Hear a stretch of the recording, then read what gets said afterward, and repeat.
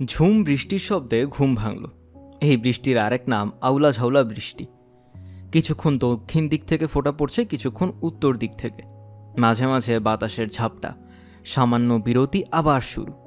মেজবাড়ির একটা অংশ টিনের ছাদ, সেখানে শিলাবৃষ্টির ঝনঝন শব্দও হলো। ব্যাপারটা কি?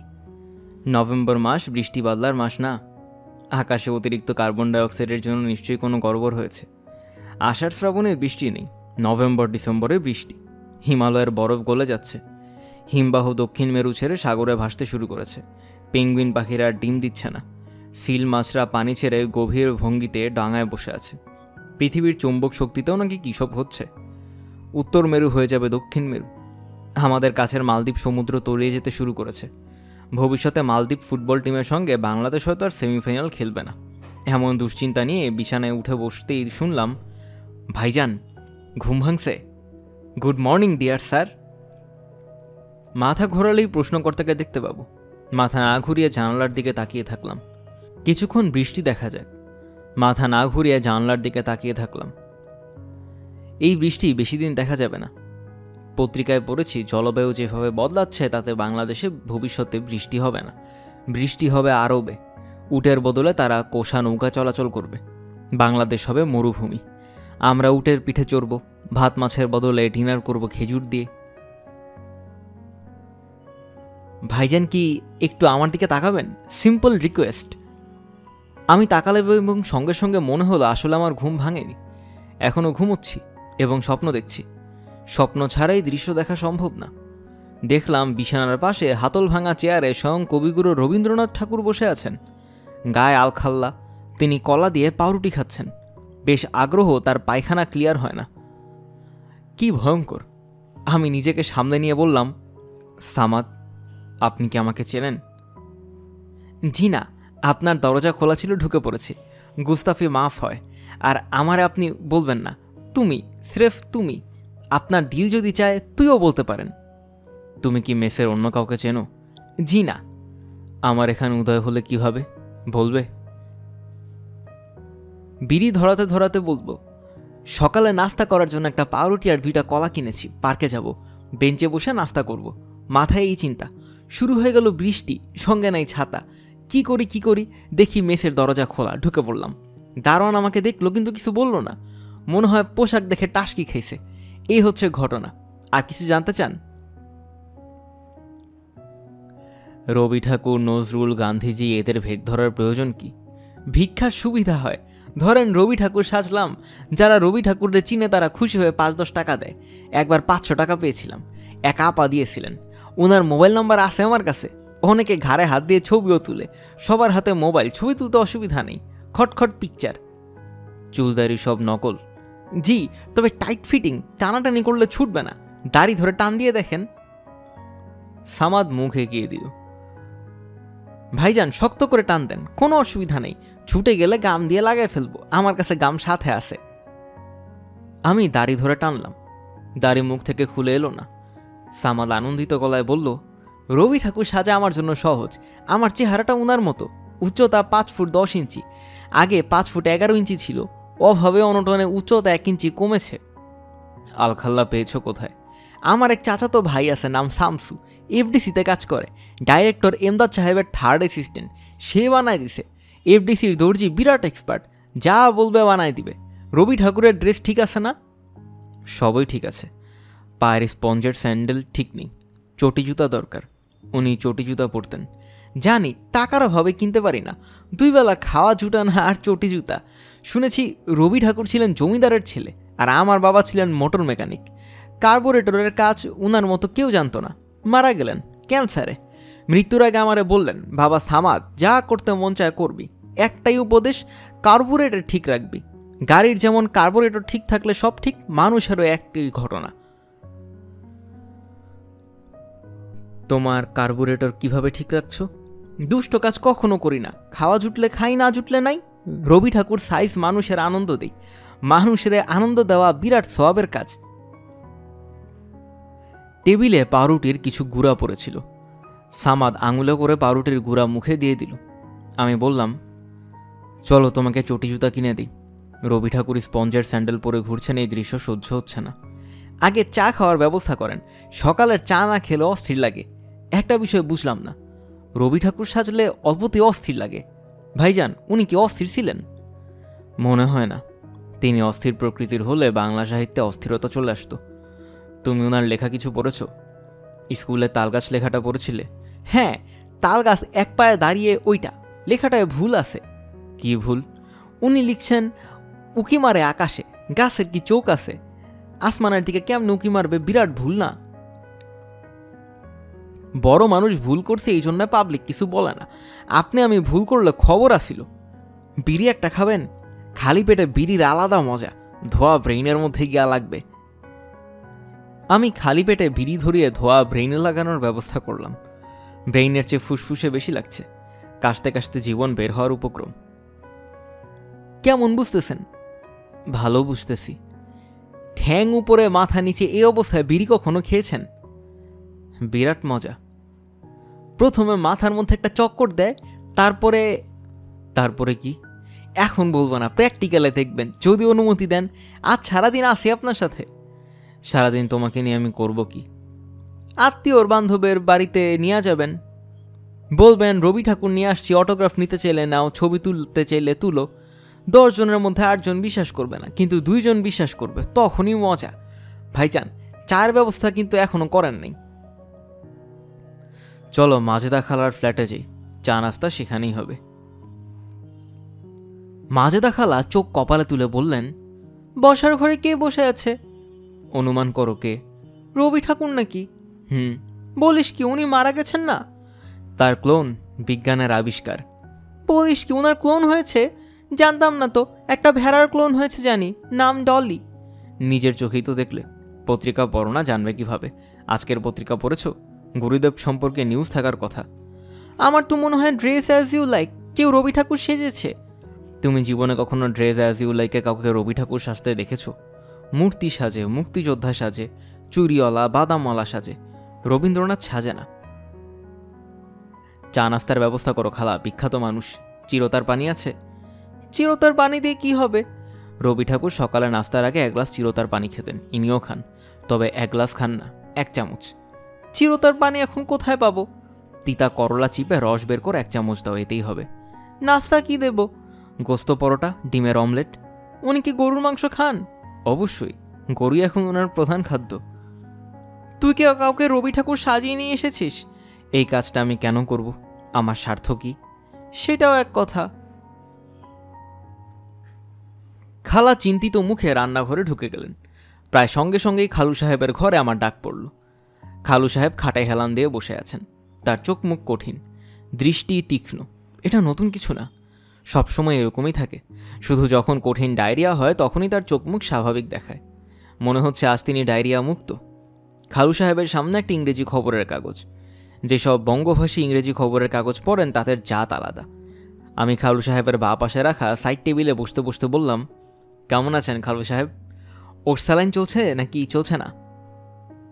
তিনি আমার দিকে না তাকিয়ে বললেন, চেয়ারে বসো, সাইড টেবিল বসার জন্য না।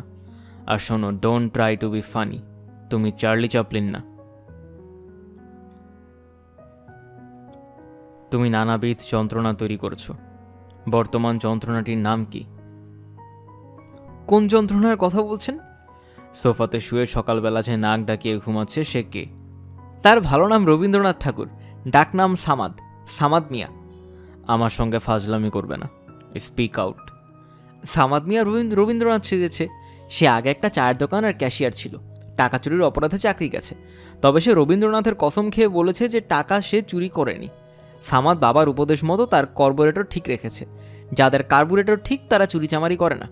সামাদের বাবা মোটর মেকানিক। তার মোটো হলো কার্বুরেটর ঠিক থাকলে সব ঠিক। হে মানব সম্প্রদায়, তোমরা কার্বুরেটর ঠিক রাখো। অকারণ কথা বলবে না। বদটা রবীন্দ্রনাথ সেজেছে কেন? অল্প কথায় বলবো না ব্যাখ্যা করে বলবো? অল্প কথায় বলো। সারা পৃথিবীতেই বিখ্যাত ব্যক্তির মতো সাজার প্রবণতা আছে।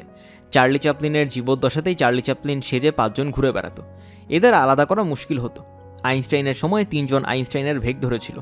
এক নকল আইনস্টাইন বিজ্ঞানী নিলস বোরের সঙ্গে দেখা করে বলেছিল থিওরি অফ রিলেটিভিটি বোগাস। আইনস্টাইনের কথা শুনে নিলস বোরের মাইন্ড স্ট্রোকের মতো হয়েছিল। তিনি বুঝতেই পারেননি যে নকল আইনস্টাইনের সঙ্গে কথা হচ্ছে। আমাদের সামাদও একই পথের পথিক। তোমাকে 3 মিনিট সময় দিলাম। এই 3 মিনিটের মধ্যে তুমি ওই বস্তু নিয়ে বিদায় হবে। আর কোনোদিন যেন তোমাকে এবং ওই বস্তুকে আমার ফ্ল্যাটে না দেখি। 3 মিনিটের মধ্যে তো খালু সাহেব বিদায় হতে পারবো না। গুরুদেব নাস্তা করবেন, 2 কাপ চা খাবেন। চা খাবার পর তার পায়খানা ক্লিয়ার হবে, তারপর তিনি যাবেন। উনি আপনার ফ্ল্যাটে এসেছেন পায়খানা ক্লিয়ার করার জন্যই। খালু সাহেবের হাত থেকে পত্রিকা পড়ে গেল। তিনি তাকিয়ে আছেন আমার দিকে, তার চোখে আগুন দাউ দাউ করছে। খালু সাহেব সাধু সন্ন্যাসী পেয়ারের কেউ হলে তার চোখের আগুনে আমি ভস্ম হয়ে যেতাম। ভাগ্যিস তিনি সাধু সন্ন্যাসী না, ইংরেজি খবর পড়া বাঙালি সন্তান, যার মাসে 2 বার সিরিয়াস ডায়রিয়া হয়। You get lost. আমি মধুর ভঙ্গিতে হেসে ঘর থেকে বের হয়ে এলাম। টেবিলে নাস্তা দেওয়া হয়েছে। মাজেদা খালা এবং তার নতুন কাজের মেয়ে হামিদ পাশেই দাঁড়িয়ে। মাজেদা খালার চোখে কৌতূহল, হামিদার চোখে ভয়। কাজের মেয়েরা কি কারণে জানি ভয় পেতে পছন্দ করে বেশ। গুরুদেব টেবিলে বসে খাবারের উপর ঝাঁপিয়ে পড়লেন। মাজেদা খালা বললেন, চায়ের কাপে করলার রস, আগে করলার রস খান। গুরুদেব বললেন, করলা রসের আমি খেতা পুরি। মাজেদা খালা এবং হামিদা মুখ চাওয়াচাওয়ির পর্বের ভেতর দিয়ে গেল। খেতাপুরি রবীন্দ্রনিক ভাষার মধ্যে পড়ে না। সামাদ কাজের মেয়েটির দিকে তাকিয়ে বলল, তুমি বুয়া? যে স্যার। চুরি করবা না খবরদার, কর্পোরেটর ঠিক রাখবা। যে আচ্ছা রাখ মনে। ঘরে পান আছে না? যে আছে, জর্দা দিয়া পান রেডি দেখো। মাজেদা খালা ফিসফিস করে বললেন, উনি কি দুপুরে খাবেন? দুপুরে খেলে ওনার পছন্দের খাবার তৈরি করতাম। অন্য কোনো দুপুরে এসে খেয়ে যাবে, আজ ওনাকে অনেক জায়গায় যেতে হবে। খালু সাহেবের গাড়িটা পাওয়া গেলে ভালো হতো।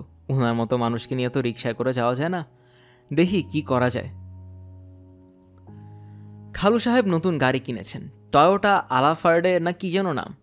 নিশ্চয়ই দামি গাড়ি, কারণ এই গাড়ি বের করা হয় না, গ্যারেজে জামা গায়ে দিয়ে রাখা হয়। ড্রাইভার মজিদ সপ্তাহে 2 দিন গাড়ির গায়ে কী সব ক্রিম ঘষাঘষি করে। গুরুদেবকে নিয়ে আমি নিচে নামতেই খালু সাহেবের ড্রাইভার মজিদের সঙ্গে দেখা। আমি বললাম, মজিদ, উনাকে চিনেছ? উনারে চিনব না? কি বলেন হিমু ভাই, উনার গানের সিডিতে আমার গাড়ি ভর্তি। মজিদ এগিয়ে এসে পা ছুঁয়ে কদম বুশি করল। আমি বললাম, নতুন গাড়িটা বের করো, আজ উনাকে নিয়ে ঘুরবো। পত্রিকার অফিসে যেতে হবে, ইন্টারভিউয়ের কোনো ব্যবস্থা করা যায় কিনা দেখা দরকার। টিভি চ্যানেলগুলির সঙ্গে কথা বলতে হবে। একটা টকশোর ব্যবস্থা যদি হয়ে যায়। চ্যানেলগুলিতে রান্নারও নানান অনুষ্ঠান হয়, সেখানে ওনাকে সেলিব্রিটি হিসেবে উপস্থিত করার চেষ্টা করা যেতে পারে। রান্নার একটা অনুষ্ঠান বাংলার ভর্তা, সেখানে উনি একটা রেসিপি দিতে পারেন, কাঁচকলার খোসার ভর্তা। রান্নার ফাঁকে ফাঁকে বাংলা সাহিত্য নিয়ে কথা বলবেন। খালু সাহেবের দামি গাড়ি চলছে, আমি বসেছি ড্রাইভারের পাশে। সামাদ পেছনের সিটে আয়েশি ভঙ্গিতে বসা। গাড়িতে গান বাজছে, গুরুদেবের গান, আহা আজিয়ে বসন্তে। সামাদ বলল, ভাইজান, এমন ভিমানি গান না, হিন্দি ছাড়েন। শামসাদ বেগমের সিডি আছে, উনার একটা গান সাইয়া দিল মে আনারে নোবেল প্রাইজের যোগ্য। আজে বাজে জিনিস নোবেল পায়, ভালোটা পায় না, আফসোস। হিন্দি গানের ক্যাসেট খুঁজে পাওয়া গেল না। ইংরেজি খবরের কাগজ পড়ুয়া বঙ্গ সন্তানরা হিন্দি গান শোনেন না। তারা রবীন্দ্র, আতুল প্রসাদ, দ্বিজেন্দ্র গীতিতে নিজেদের আটকে রাখেন। ভাইজান, আমরা কই রওনা দিলাম? বুঝতে পারছি না। প্রথম যাচ্ছি কোনো একটা টিভি চ্যানেলের অফিসে, দেখি কিছু করা যায় কিনা। আপনার মতলব তো বুঝতেছি না, মতলব খোলাসা করেন। মতলব আমি নিজেও বুঝতে পারছি না, দেখি কি হয়। প্রথম চেষ্টা টকশো। জিনিসটা কি? কথা বলার অনুষ্ঠান। কথা বলতে পারো তো? 1 বছর বয়স থেকে কথা বলা ধরছি, প্রথম কথা কি বলছি শুনতে চান? চাই। বাপজানার কাছে শুনছি আমার প্রথম কথা ঘাউ। ঘাউ কি জানি না কি, শিশু বয়সে কি ভাববা বলছি কে জানে। এখনো মাঝে মধ্যে চিন্তা করি ঘাউ কেন বলতাম। ঘিউ বললেও বুঝতাম কুকুরের ভাষা, ঘাউটা কি? সামাদ চোখ বন্ধ করল, মনে হয় ঘাউ কেন বলতো তাই ভাবছে। আমি নিজেও চোখ বন্ধ করলাম। আমারও শৈশবে ফেরার চেষ্টা। শৈশবে আমার প্রিয় বই ছিল মোহন সিরিজ, দস্যু মোহনের রোমাঞ্চকর কাণ্ড কারখানা, তার মানব সেবা। একটা বইতে পড়লাম দস্যু মোহনকে পদ্মার বুকে লঞ্চের ডেকে ধরা হলো, তাকে বস্তায় ভরে বস্তার মুখ সেলাই করে পদ্মায় ফেলে লঞ্চ চলে গেল। এর পরপরই লেখক লিখলেন, তাহার পরে কিভাবে কি ঘটিল কে জানে। দস্যু মোহনকে দেখা গেল পদ্মার পারে বসিয়া হাসি মুখে চুরুট টানিতেছে। লেখক সম্ভবত দস্যু মোহনকে বস্তার ভেতর থেকে উদ্ধারের কোনো উপায় খুঁজে না পেয়ে কিভাবে কি ঘটল কে জানের আশ্রয় নিয়েছেন। সামাদের বিষয়েও আমি লিখতে পারি, কিভাবে কি ঘটল কে জানে।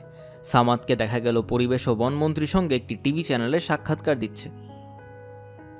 এখনকার পাঠকরা অনেক সচেতন, কাজে কিভাবে কি ঘটিল কে জানে তে যাওয়া যাচ্ছে না, কিভাবে ঘটেছে তার ব্যাখ্যাই যেতে হবে। সামাদকে নিয়ে আমি একটি টিভি চ্যানেলের অফিসে ঢুকলাম। চ্যানেলের নাম দিচ্ছি না, তারা মামলা মোকদ্দমা করে দিতে পারে। ধরা যাক টিভি চ্যানেলের নাম চ্যানেল আখি। রিসিপশনে এক ট্যারা সুন্দরী বসে আছে। চ্যানেলের মালিকরা তাদের সব আত্মীয় স্বজনকে চ্যানেলে চাকরি দেন। এই রূপসী ট্যারার অন্য কোথাও কিছু হচ্ছিল না বলেই মনে হয় এখানে কাজ পেয়েছে। ট্যারার কার দিকে তাকিয়ে কথা বলছে বোঝা কঠিন। তাদের সঙ্গে কথাবার্তার সময় জটিল অস্বস্তিতে থাকতে হয়। তরুণী আমাকে কিংবা সামাদকে বিরক্ত মুখে বলল, আলাপচারিতা অনুষ্ঠানে এসেছেন?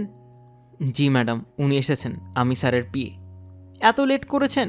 অনুষ্ঠান মন্ত্রী মহোদয় বসে আছেন, অনুষ্ঠান শুরু হয়েছে, দর্শকরা সরাসরি টেলিফোন করছেন, এক্ষুনি চলে যান 4 নম্বর স্টুডিওতে। 4 নম্বর স্টুডিও তো চিনি না, আসুন আমার সঙ্গে। মহিলা ছুটতে ছুটতে যাচ্ছে, আমরাও তার পেছনে ছুটছি। এর মধ্যে মহিলা মোবাইল টেলিফোনে কাকে যেন বলল, সমুদ্র স্যার উনি চলে এসেছেন, আমি নিয়ে যাচ্ছি, সিচুয়েশন আন্ডার কন্ট্রোল। স্টুডিওতে আমি ঢুকতে পারলাম না, বাইরে বসে রইলাম। যেখানে বসে আছি সেখানে এক বিশাল ফ্ল্যাট স্ক্রিন টিভি। টিভিতে দেখছি রূপবতী হাস্যমুখী এক উপস্থাপিকা, শুধু তার ঠোঁট কুচকুচে কালো। আজকাল কালো লিপস্টিকের চল হয়েছে, দেখেই মনে হয় বিড়ি খাওয়া মহিলা। উপস্থাপিকার পাশে মাননীয় মন্ত্রী মহোদয়। উনি বেটে এবং স্থূলকায়, পায়জামা পাঞ্জাবির সঙ্গে মুজিব কোট পরেছেন। মুজিব কোট বঙ্গবন্ধুকেই মানায়।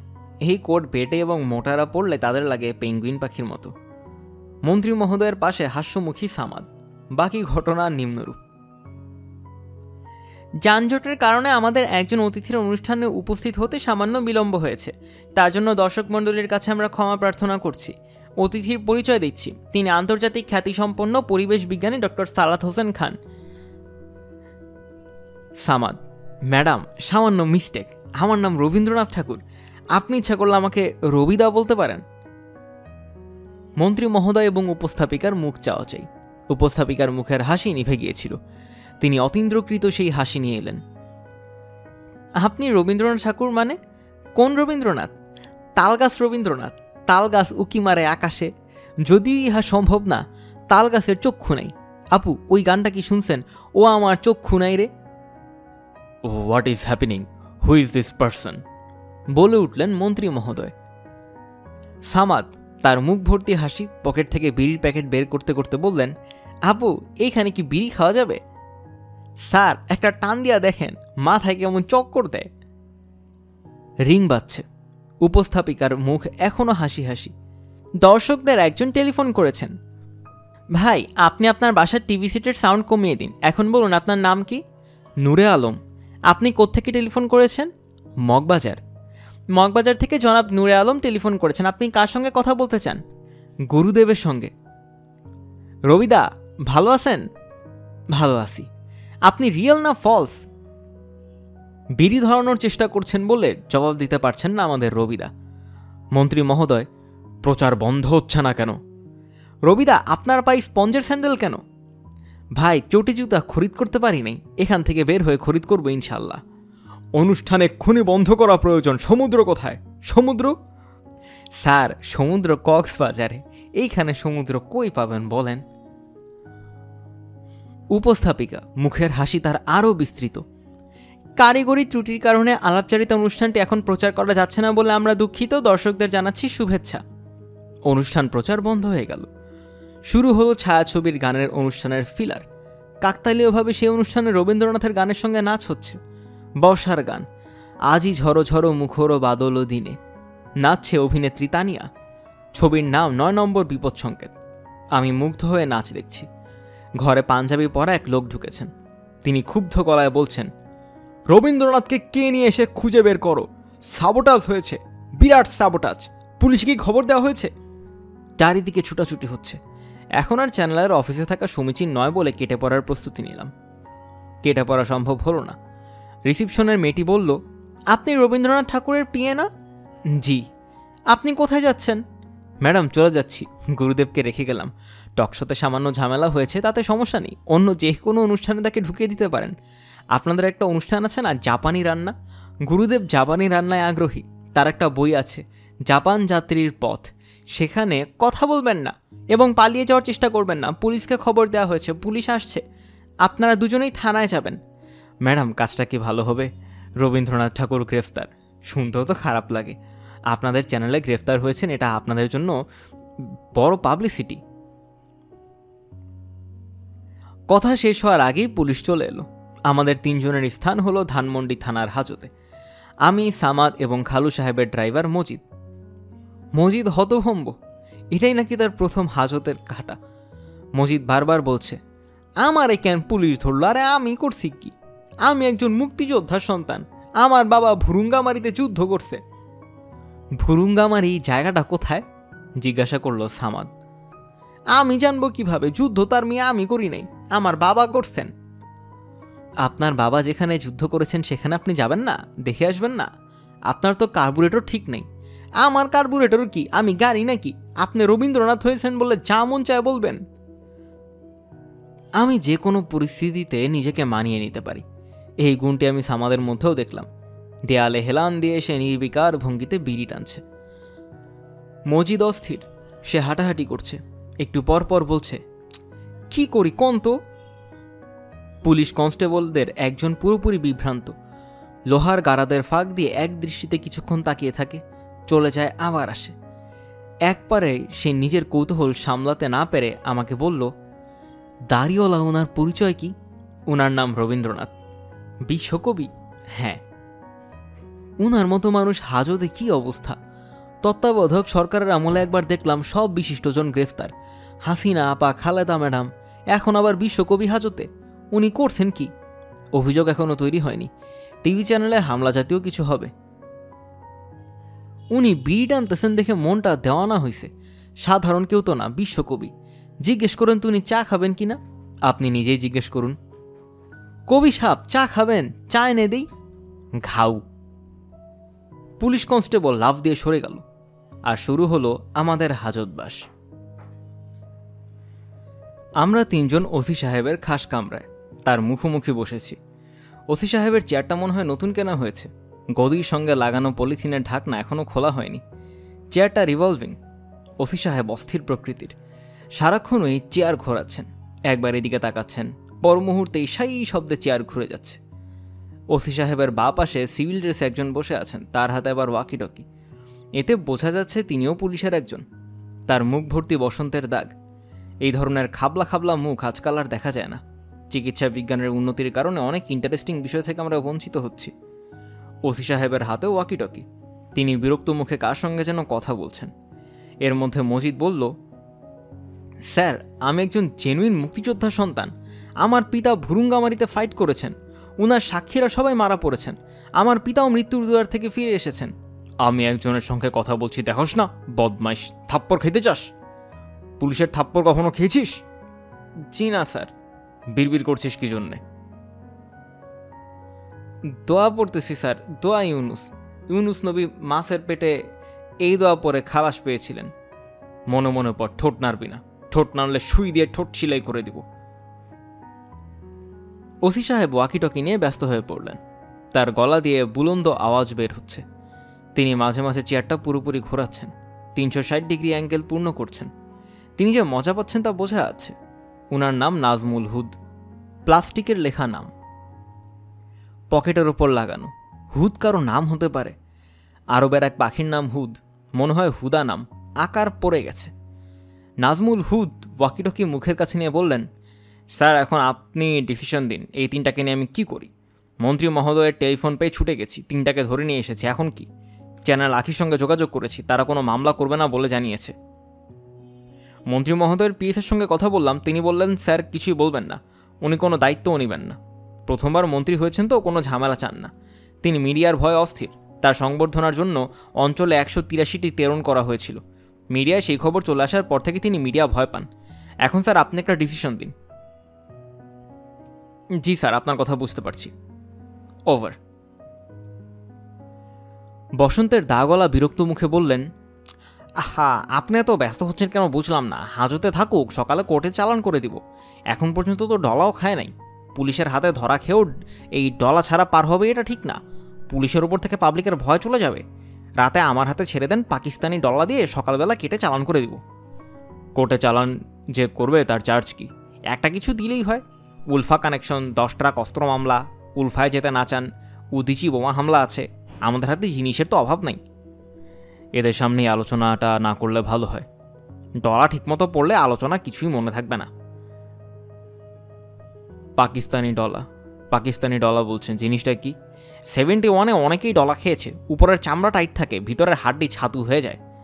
না না, আমার থানায় এইসব চলবে না। এই, তুই রবি ঠাকুর সেজেছিস কি জন্য? ঘাউ। ওসি সাহেব কিছুক্ষণের জন্য স্তব্ধ হয়ে গেলেন। সম্ভবত রবি ঠাকুরের কাছ থেকে তিনি ঘাউ আশা করেননি।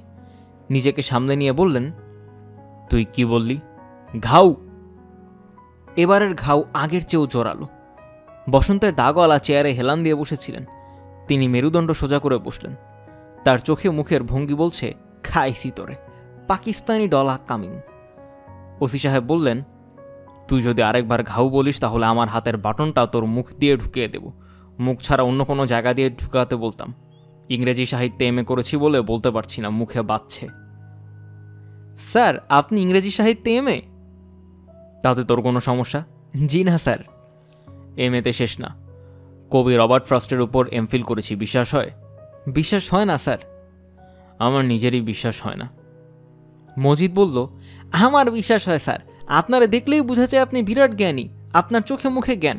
এই, তোরা না বললাম ঠোঁট নাড়বি না? ঠোঁট নাড়ালি কোন সাহসে? স্যার, ভুল করছি, মাফ করে দেন। আর একটা কথা যদি বলি তাহলে মাটি খাই। নাজমুল হুদা আবার তাকালেন সামাদের দিকে। কঠিন গলায় বললেন, যা জিজ্ঞেস করবো জবাব দিবি, ঘাউ করবি না। ঘাউ করবো না স্যার। ঘাউ করলে আমিও মাটি খাই। তুই থাকিস কোথায়? আমি গোরানে থাকতাম।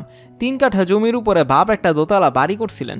সেই বাড়ি ছাত্রলীগের কঙ্কন ভাই দখল করছে। সেখানে বঙ্গবন্ধু জ্ঞান বিকাশ কেন্দ্র খুলছেন। জ্ঞান বিকাশ কেন্দ্রে কি হয়? উনারা ক্যারাম খেলেন, তাস খেলেন, গল্পগুজব করেন। সন্ধ্যার পর লাল পানি খান বলে শুনছি, নিজের চোখে দেখি নেই। শোনা কথায় বিশ্বাস করা ঠিক না। বাড়ির দখল নেওয়ার চেষ্টা করিস নাই? একটা মামলা করছিলাম, পরের দিন মামলা তুলে নিয়ে কঙ্কল ভাইয়ের পায়ে ধরে মাফ চাইছি, উনার হাতে চুমু খাইছি। হাতে চুমু খেয়েছিস কেন? পুরুষ মানুষ, এই জন্য হাতে চুমু খেয়েছি স্যার। চা খাবি? খাবো স্যার, আপনার অসীম দয়া। রবীন্দ্রনাথ সেজে আর খবরদার ঝামেলা করবি না। চা খেয়ে বিদায় হয়ে যা। জি আচ্ছা। কাজটা আপনি ঠিক করছেন না স্যার, পরে বিপদে পড়তে পারেন। র্যাবের হাতে দিয়ে দিন, ক্রসফায়ারে ঝামেলা শেষ করে দিবে। ওদের কাজকর্ম আমার পছন্দ না। ধরো তক্তা, মারো গেজাল। তাও করা যায়। চাহা লাগবে না স্যার, যদি অনুমতি দেন আমরা আপনাকে কদমবুশি করে এখনই চলে যাই। কদমবুশি করতে হবে না, চলে যা। আর শোন, তুই করে বলেছি বলে কিছু মনে নিবি না। পুলিশে চাকরি করার কারণে ভদ্রতা গেছে, অথচ আমি একসময় এমফিল করেছি রবার্ট ফ্রস্টের উপর। Woods are lovely dark and deep and I have promise to keep and miles to go before sleep. আমরা 3 জন একসঙ্গে উঠে দাঁড়ালাম। থানার গেট থেকে বের হয়ে 3 জন 3 দিকে হাঁটা। রবীন্দ্রনাথ প্রথমে কিছুক্ষণ গম্ভীর ভঙ্গিতে হাঁটছিলেন, তারপর এদিক ওদিক তাকিয়ে ঝেড়ে দৌড় দিলেন। বাঙালির স্বভাব হলো কাউকে দৌড়াতে দেখলে তার পেছনে পেছনে দৌড়াবে। 2 জন টোকাই এবং একজন মধ্যবয়স্ক লুঙ্গি পরা মানুষকে তার পেছনে পেছনে দৌড়াতে দেখলাম। মুক্তিযোদ্ধার সন্তান মজিদও দৌড়াচ্ছে, তার পেছনে আবার কেউ নেই। সে দৌড়াতে দৌড়াতে এক চলন্ত বাসের হ্যান্ডেল ধরে ঝুলে পড়ল। বেচারা ভালো ভয় পেয়েছে। কোথায় যাওয়া যায় বুঝতে পারছি না। হাজতবাসের জন্য প্রস্তুত ছিলাম। হাজতবাস হচ্ছে না বলে সিস্টেমে গন্ডগোল হয়ে গেছে। হাজতের কাছাকাছি কোথাও রাত কাটাতে ইচ্ছা করছে। এই সমস্যা সবারই হয়। ফাঁসির এক আসামিকে ফাঁসির মঞ্চে নিয়ে যাওয়া হচ্ছে। গলায় দড়ি পরাবার আগে আগে রাষ্ট্রপতির ক্ষমা ঘোষণায় খবর চলে এলো। জেলার তার পাছায় লাথি দিয়ে বললেন, যা বাড়ি চলে যা। সে বাড়ি গিয়ে ফ্যানের সঙ্গে লাইলনের দড়ি লাগিয়ে ঝুলে পড়ল। খেল খতম, ফাঁসি হজম। কটা বাজে তাও জানা দরকার। ঘড়ি দেখে ঠিক করতে হবে রাতটা কোথায় কাটাবো। মেসে যেতে ইচ্ছা করছে না। রাত যদি 11টার কম হয় তাহলে বাদলের কাছে চলে যাব। 11টার বেশি হলে ধানমন্ডি থানায় ফিরে গিয়ে ওসি সাহেবকে বলবো, স্যার রাতটা হাজতে থাকতে দিন, আপনার পায়ে ধরি, আই টাচ ইউর ফুট। আজকাল হাত ঘড়ির চল উঠে গেছে। সময় জিজ্ঞেস করলে লোকজন বিরক্ত হয়, কারণ সময় জানতে তাকে মোবাইল ফোন বের করে টেপাটেপি করতে হয়। সময় ঘড়ির কাছ থেকে চলে গেছে মোবাইল ফোন সেটের কাছে। লাইট পোস্টের কাছে মোটামুটি উদাস দৃষ্টির এক ভদ্রলোককে দাঁড়িয়ে থাকতে দেখে এগিয়ে গেলাম। বিনীত গলায় বললাম, ভাই কয়টা বাজে? সঙ্গে ঘড়ি নেই, মোবাইল সেটটা দেখে বলুন কয়টা বাজে। মোবাইল ফোন সেট নাই, চুইয়ে গেছে। ভদ্রলোকের কথা শেষ হওয়ার আগেই তার ফোন বেজে উঠল। তিনি বিন্দুমাত্র লজ্জিত বোধ করলেন না, উঁচু গলায় কথাবার্তা চালাতে লাগলেন। হ্যাঁ আফতাব, ভালো আছো? আমি ঢাকায় না তো। ঢাকায় থাকলে অবশ্যই তোমার সঙ্গে দেখা করতাম, আমি এখন রাজশাহীতে, সপ্তাহখানেক থাকবো। হ্যাঁ, তোমার বিপদের কথা শুনেছি, সো স্যাড। আমি ভদ্রলোকের পাশে দাঁড়িয়ে আছি। মোবাইল ফোনের কারণে তিনি ঢাকায় থেকেও রাজশাহীতে অবস্থান করতে পারছেন। এটাকে বিজ্ঞানের পশ্চাৎযাত্রা বলা যেতে পারে। টেলিফোনে ভদ্রলোকের কথাবার্তা থেকে আন্দাজ করছি তিনি আফতাব সাহেবের কাছ থেকে কিছু টাকা ধার করেছিলেন। টাকা আজই ফেরত দেওয়ার কথা। তিনি টাকার ব্যবস্থাও করেছেন, রাজশাহীতে থাকার কারণে দিতে পারছেন না। ভদ্রলোক টেলিফোন শেষ করে আমার দিকে তাকিয়ে বললেন, আপনি দাঁড়িয়ে আছেন কেন, কি চান? সময় জানতে চাই। অন্য কারো কাছ থেকে জানেন, ফালতু ঝামেলা। আফতাব ভাই আপনার কাছে কয় টাকা পায়? হোয়াট? উনি বিপদে আছেন, টাকাটা ফেরত দেওয়া উচিত না? আপনি যখন বিপদে পড়েছিলেন তখন আফতাব ভাই ঠিকই আপনাকে সাহায্য করেছে। আপনি তাকে চেনেন? অবশ্যই চিনি, আমি আপনাকেও চিনি। আমি একটা রিক্সা থামিয়ে ভদ্রলোককে বললাম, আসুন যাই। কোথায় যাব? আফতাব ভাইয়ের কাছে যাই, উনাকে টাকাটা দিয়ে আসি। পুরা টাকা তো আমার সঙ্গে নাই, অল্প আছে। যা আছে তাই দিন, বাকিটা 2 দিন পরে দিবেন, দেরি করবেন না, রিক্সায় উঠেন। রিক্সা কোথায় যাবে বলে দিন। ভদ্রলোক বিরস মুখে রিক্সায় উঠে এলো। রিক্সা করে আমরা চলে এলাম কলাবাগানে। সারা পথেই ভদ্রলোক উসখুস করতে লাগলেন। একবার মনে হল উনি চলন্ত রিক্সা থেকে লাফ দিয়ে নেমে পড়বেন। আমি শক্ত করে তার পাঞ্জাবি চেপে ধরলাম। নেমে গেলে পাঞ্জাবির অর্ধেকটা আমার হাতে রেখে নামতে হবে। ভদ্রলোক এই রিস্ক নেবেন বলে মনে হয় না, পাঞ্জাবিটা দামি। পাঞ্জাবি ধরে আছেন কেন? রিক্সায় চড়লে আমার কিছু একটা ধরে থাকতে হয়, কিছু ধরে না থাকলে ভয় লাগে, মনে হয় পড়ে যাব। হুড ধরে রাখুন। হুড ধরে একবার ক্যাচা খেয়েছি, এই জন্য আর হুড ধরি না। আফতাব ভাইয়ের কাছ থেকে কত টাকা ধার করেছিলেন? আপনার তা দিয়ে দরকার কি, পাঞ্জাবিটা ছাড়েন তো। পাঞ্জাবি ছাড়ব না। কলাবাগানে ঢোকার কয়েকটা গলি, একটা সামনে এসে ভদ্রলোক রিক্সা থামালেন। আমি বললাম, গলিতে ঢুকবো না? ভদ্রলোক ইশারায় দেখালেন এবং গলা নামিয়ে বললেন, আফতাব বসে আছে চায়ের দোকানের সামনে। মেয়ে দুটাকে, তারই মেয়ে বাবার সঙ্গে থাকে। একজনের নাম কেয়া, আরেকজনের নাম। আর একটা মেয়ে হলে তো বিপদে পড়তো, নাম রাখতে হতো গেয়া। ভদ্রলোক রিক্সা ভাড়া মিটালেন এবং কিছু বোঝার আগেই গলির ভেতর ঢুকে গেলেন। এতক্ষণ পাঞ্জাবি ধরে থাকা বৃথা গেল। পুরনো দিনের গদ্যের ভাষায় চক্ষের নিমিষে পক্ষী উড়িয়া গেল। আফতাব 2 মেয়েকে নিয়ে বসে আছেন চায়ের দোকানের সামনের ফুটপাতে। ফুটপাত রাস্তা থেকে উঁচু, 3 জনই পা ঝুলিয়ে বসেছে। হিসাব মতো মেয়ে দুটির বসার কথা বাবাকে মাঝখানে রেখে বাবার দুপাশে। তারা সেরকম করেনি। 2 বোন হাত ধরাধরি করে একসঙ্গে বসা। বড় মেয়েটির বয়স 6 কি 7 হবে, ছোটটি 4 অথবা 5। 2টা মেয়েই ফুটফুটে। আমি এগিয়ে গেলাম। অতি পরিচিত কেউ এমন ভঙ্গিতে বললাম, কেয়া খেয়া, এত রাতে রাস্তায় বসে আছো কেন, সমস্যা কি? 3 জনই চমকে তাকালো। আমি মেয়ে দুটির পাশে বসতে বসতে বললাম, বাড়ি থেকে বের করে দিয়েছে নাকি? হ্যাঁ, বের করে দিয়েছে। ঘটনা কি বলো, অল্প কথায় বলবে, ডিজিটাল যুগে অল্প কথা বলতে হয়। কেয়া খেয়া কিছু বলতে যাচ্ছিল, তাকে থামিয়ে তার বাবা বলল, আপনাকে চিনলাম না, আপনার পরিচয়? আমার নাম হিমু, আমি এই মেয়ে দুটার মামা হই। আপনার নাম আফতাব? হ্যাঁ, কিন্তু এখনও আমি আপনাকে চিনলাম না। চেনাচিনি পরে, আগে আপনাদের ঘটনাটা শুনি।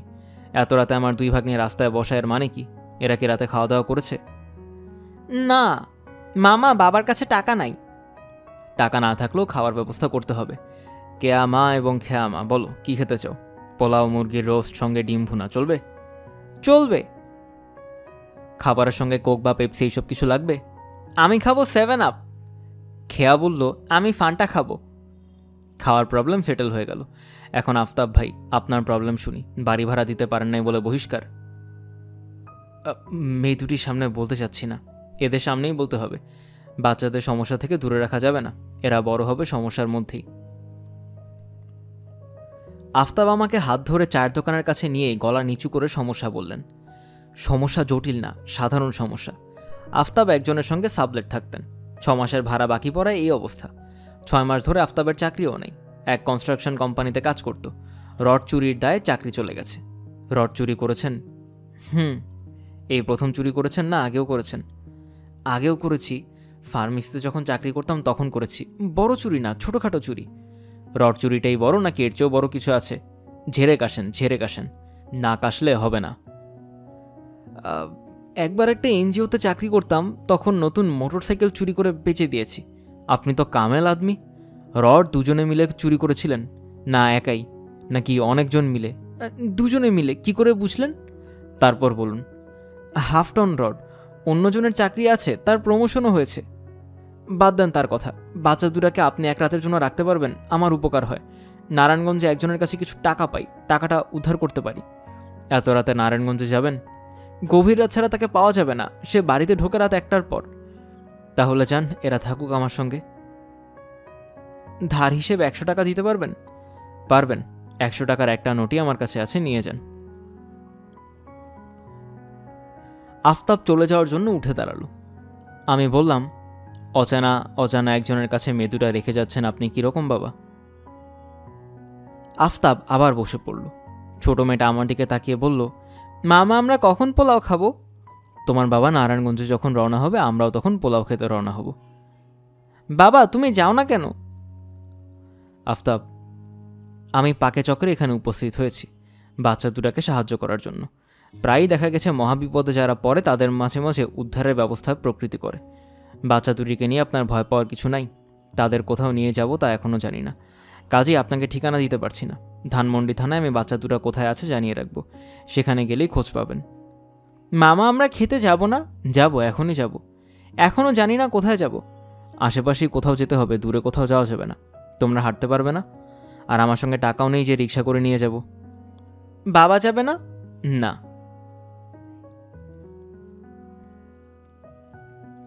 আমরা একটা দোতলা বাড়ির সামনে দাঁড়িয়ে আছি। বাড়ির নাম কমল কুটির। গেটে ধাক্কাধাক্কি শব্দ শুনে লুঙ্গি পরা গেঞ্জি গায়ে এক বৃদ্ধ বের হলেন। বৃদ্ধ অবাক হয়ে বললেন, কি ব্যাপার? স্যার, বাই এনি চান্স আজকে আপনাদের বাসায় পোলাও এবং মুরগির রোস্ট রান্না হয়েছে, সঙ্গে ডিম ভুনা। বাচ্চা দুটি এই খাবার ছাড়া অন্য কিছু খাবে না। হু আর ইউ? আপনি আমাকে চিনবেন না? আমার নাম হিমু। বড় মেয়েটার নাম কেয়া, ছোটটার নাম খেয়া। রাত 12টার সময় পোলাও রোস্ট, ফাজলামির একটা সীমা থাকা দরকার। আমি কি আপনার পরিচিত? জি না। রাত 12টার সময় কারো বাড়ির দরজা ভেঙে ফেলে খাবার চাওয়া যায়? অবশ্যই যায় না। আপনাকে তো পুলিশে দেওয়া উচিত। এত জোরে চিৎকার করবেন না স্যার, ছোট বাচ্চাটা ভয় পাচ্ছে। হইচই শুনে এক বৃদ্ধ বের হয়ে এসেছেন। বৃদ্ধর পাশেই দাঁড়িয়েছেন। বৃদ্ধার মনে হয় কাঁচা ঘুম ভেঙেছে। তিনি ভয় স্থির হয়ে বললেন, কি হয়েছে? উটকা নুইসেন্স, কিছু হয়নি, ঘুমাতে যাও। বৃদ্ধ বিকট শব্দে দরজা বন্ধ করলেন। খেয়া বলল, মামা আমার ভয় লাগছে। ভয়ের কিছু নেই, ঝিম ধরে দাঁড়িয়ে থাক, এক্ষুনি দরজা খুলবে। 1 থেকে 100 পর্যন্ত গুনতে থাকো, এর মধ্যে দরজা খুলবে। খেয়া 31 পর্যন্ত গোনার সময় দরজা খুলল। বৃদ্ধ গভীর গলায় বললেন, খেতে আসো। আপনি এত কঠিন এক প্রশ্ন করে বসেছেন যার উত্তর কেউ জানে না। জ্ঞান বিজ্ঞানে বহুদূর এগিয়ে গেলেও আমরা জানি না আমরা কোত্থেকে এসেছি, কেন এসেছি। যাই হোক, সকালে এসে আমি ওদের কিছুক্ষণের জন্য থানায় নিয়ে যাব। থানায় কেন? এরা লস্ট প্রপার্টি, লস্ট প্রপার্টির খোঁজ থানায় দিতে হয়। এরা তোমার কেউ না? জি না। পথে কুড়িয়ে পেয়েছ? প্রায় সেরকমই। বৃদ্ধা বললেন, কমল এরকম কাজ করত। অসময়ে ছোট ছোট ছেলে মেয়ে বাসায় নিয়ে এসে বলতো, মা আজ সারাদিন এরা না খেয়ে আছে, ওকে ভাত খাওয়াও। কত রাগ করতাম কমলের উপর। কমলের প্রসঙ্গ থাক। হ্যাঁ। তার চোখ দিয়ে টপ টপ করে পানি পড়ছে, তিনি নিজেকে সামলাতে পারছেন না। আমি বললাম, কমল কতদিন হলো মারা গেছে? অনেক দিন, প্রায় 20 বছর। আমার ধারণা এই বৃদ্ধ কমলকে ভুলে গিয়েছিলেন। প্রকৃতি একটা বিশেষ ঘটনা ঘটিয়ে আবার মনে করিয়ে দিয়েছে, প্রকৃতি এমন খেলা সব সময় খেলে। আমাকে রাতটা কমল কুটিরে কাটাতে হলো। বৃদ্ধ শুরু থেকে কঠিন মুখ করেছিলেন। হঠাৎ তিনি কঠিন অবস্থা থেকে তরল অবস্থায় চলে গেলেন। তিনি বললেন, আমার স্ত্রী তোমাকে তার ছেলের মতো দেখছে। সেই ছেলে দুপুর রাতে চলে যাবে, তুমি ফাজলামি করছো। গেস্ট রুমে তোমার জন্য ব্যবস্থা করছি, আরাম করে ঘুমাও। তোমার কী সমস্যা, বাচ্চা দুটির কী সমস্যা আমি জানতে চাচ্ছি না। যাকে আমার স্ত্রীর সন্তানের মতো দেখছে সে আমার কাছেও সন্তান। তোমাদের সমস্যা পরে শুনবে, এখন ঘুমাও। আমি হার্টের রোগে রাত জাগা আমার জন্য নিষেধ, আমার স্ত্রীর জন্যও নিষেধ। তুমি বলেছিলে বাচ্চা দুটিকে থানায় নিতে হবে, নিয়ে যাও, কিন্তু আবার ফিরে আসবে। এটা আমার অর্ডার। আমি আর্মিতে ছিলাম, ব্রিগেডিয়ার হিসেবে রিটায়ার করেছি। এ বাড়িতে সামরিক ব্যবস্থা চালু আছে। আমার অর্ডারের বাইরে কিচ্ছু হয় না, বুঝেছো? Yes sir, I understand sir. বৃদ্ধ হেসে ফেললেন। তার হাসি দেখে বাচ্চা দুটাও হাসতে শুরু করল। ভেতর থেকে বৃদ্ধা ছুটে এলেন। কিছু না জেনে তিনিও হাসতে শুরু করলেন। ভোরে ঘুম ভেঙেছে। আমি কেয়া খেয়াকে নিয়ে বসেছি। তাদের বাবার খোঁজ বের করা দরকার। বৃদ্ধ বৃদ্ধা দুজনেই ঘুমে। তারা অনেক রাত পর্যন্ত জেগেছিলেন। বেলা পর্যন্ত ঘুমাবেন, এটাই তো স্বাভাবিক। কেয়া বাবার মোবাইল নাম্বার জানে। সেই নাম্বারে টেলিফোন করলাম। একটি মেয়ে রোবটদের গলা নকল করে বলল, সংযোগ দেওয়া সম্ভব না, আপনি যদি ভয়েস মেইলে কিছু বলতে চান, ইত্যাদি ইত্যাদি। কেয়া, নাম্বারটা ভুল না তো? নাম্বারটা ভুল মামা, নাম্বারটা ভুল মামা, অবশ্যই ভুল, 100 বার ভুল। ছোট মেয়েটার মধ্যে বড় বোনের কথা ব্যাখ্যা করার প্রবণতা আছে। বড় মেয়েটাও দেখি ছোটটার কথা ব্যাখ্যা করে। যতই সমস্যা যাচ্ছে এদের অদ্ভুত গুণাবলী প্রকাশিত হচ্ছে। তারা বাবাকে নিয়ে মোটেই ব্যস্ত না। তাদের মা কোথায় জিজ্ঞাসা করলাম। বড়টা বলল, বলা যাবে না। ছোটটা বলল, বলা ঠিক হবে না, বললে বড় আপার পাপ হবে। পাপ হলে বলার দরকার নেই, চলো ধানমন্ডি থানায় যাই। তোমরা কোথায় আছো জানিয়ে আসি। তোমাদের বাবা দুশ্চিন্তা করবেন। দুশ্চিন্তা করবে না? হ্যাঁ, ও ঠিক বলেছে, দুশ্চিন্তা করবে না, একটুও করবে না। দুশ্চিন্তা না করলেও জানানো দরকার।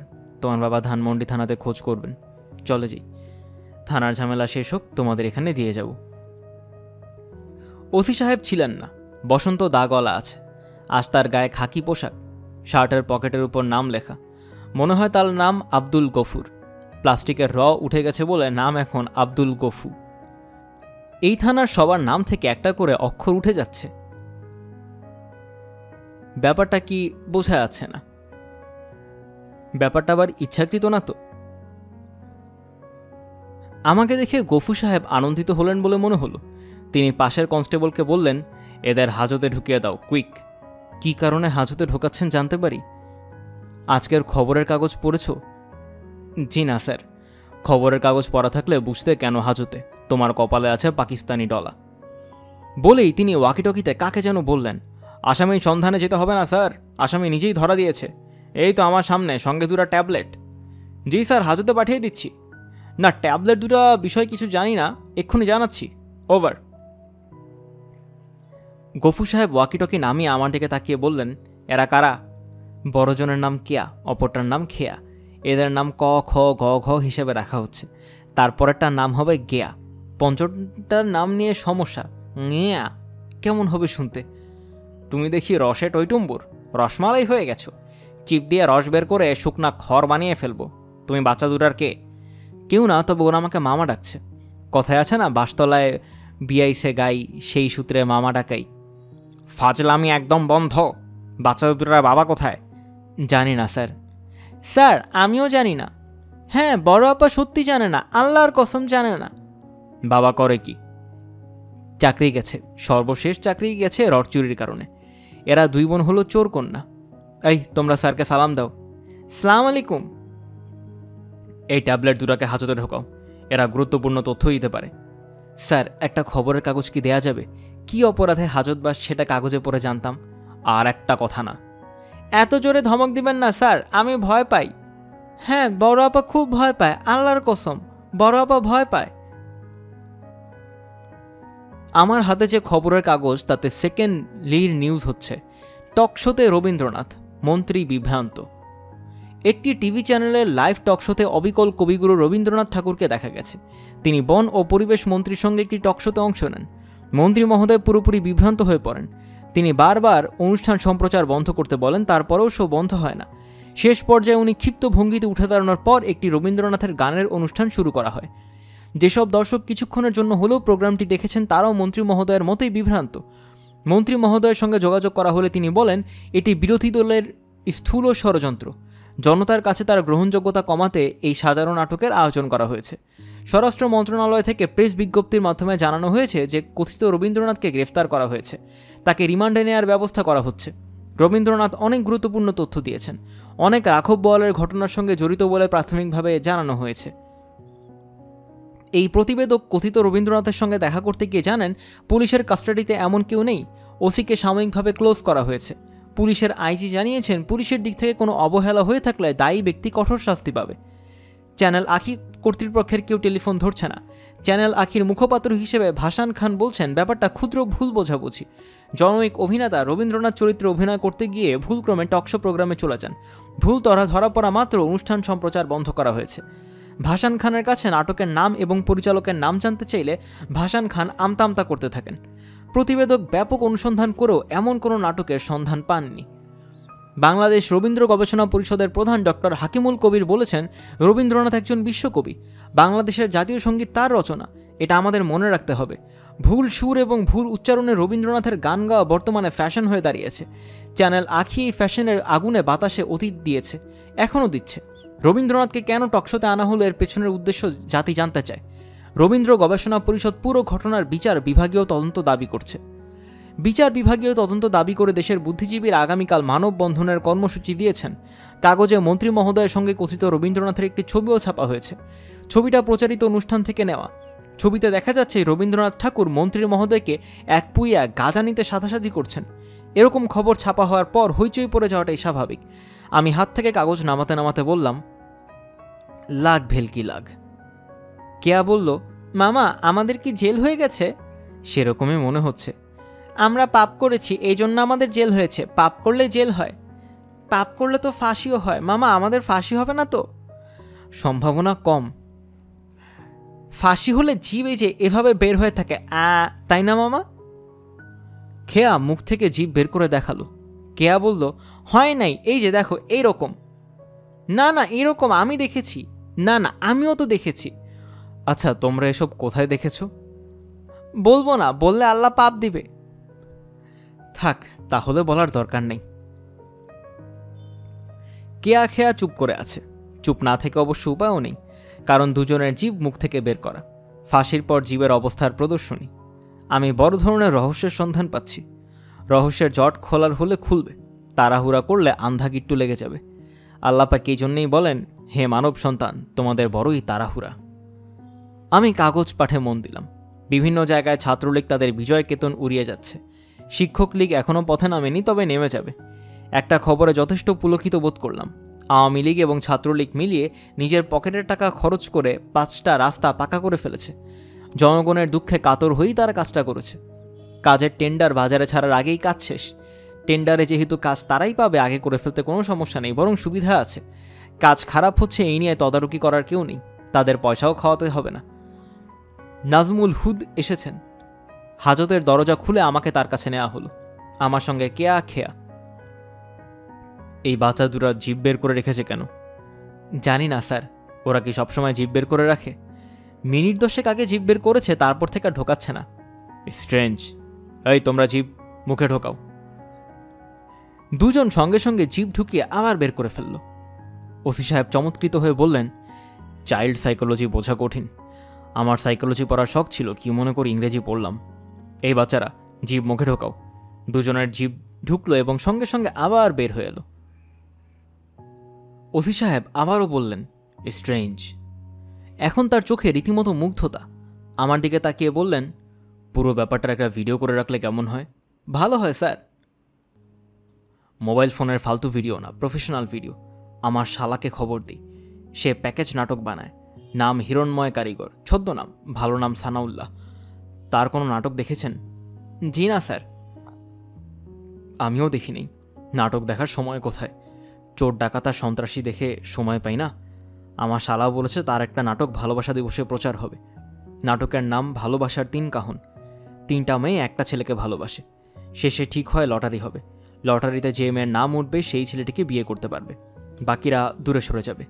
লটারিতে 3 জনের নামই একসঙ্গে উঠে। নাটক এখানেই শেষ। 3 জনের নাম একই সঙ্গে কিভাবে উঠবে? আমি একই প্রশ্ন আমার শালাকে করেছিলাম।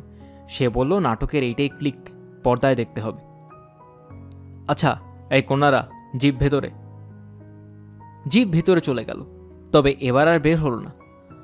ওসি সাহেব বিভ্রান্ত হয়ে গেলেন। এতে সমস্যাটা কি? জিপ বের করছে না কেন? এই জিপ বের করো, বের না করলে কঠিন শাস্তি।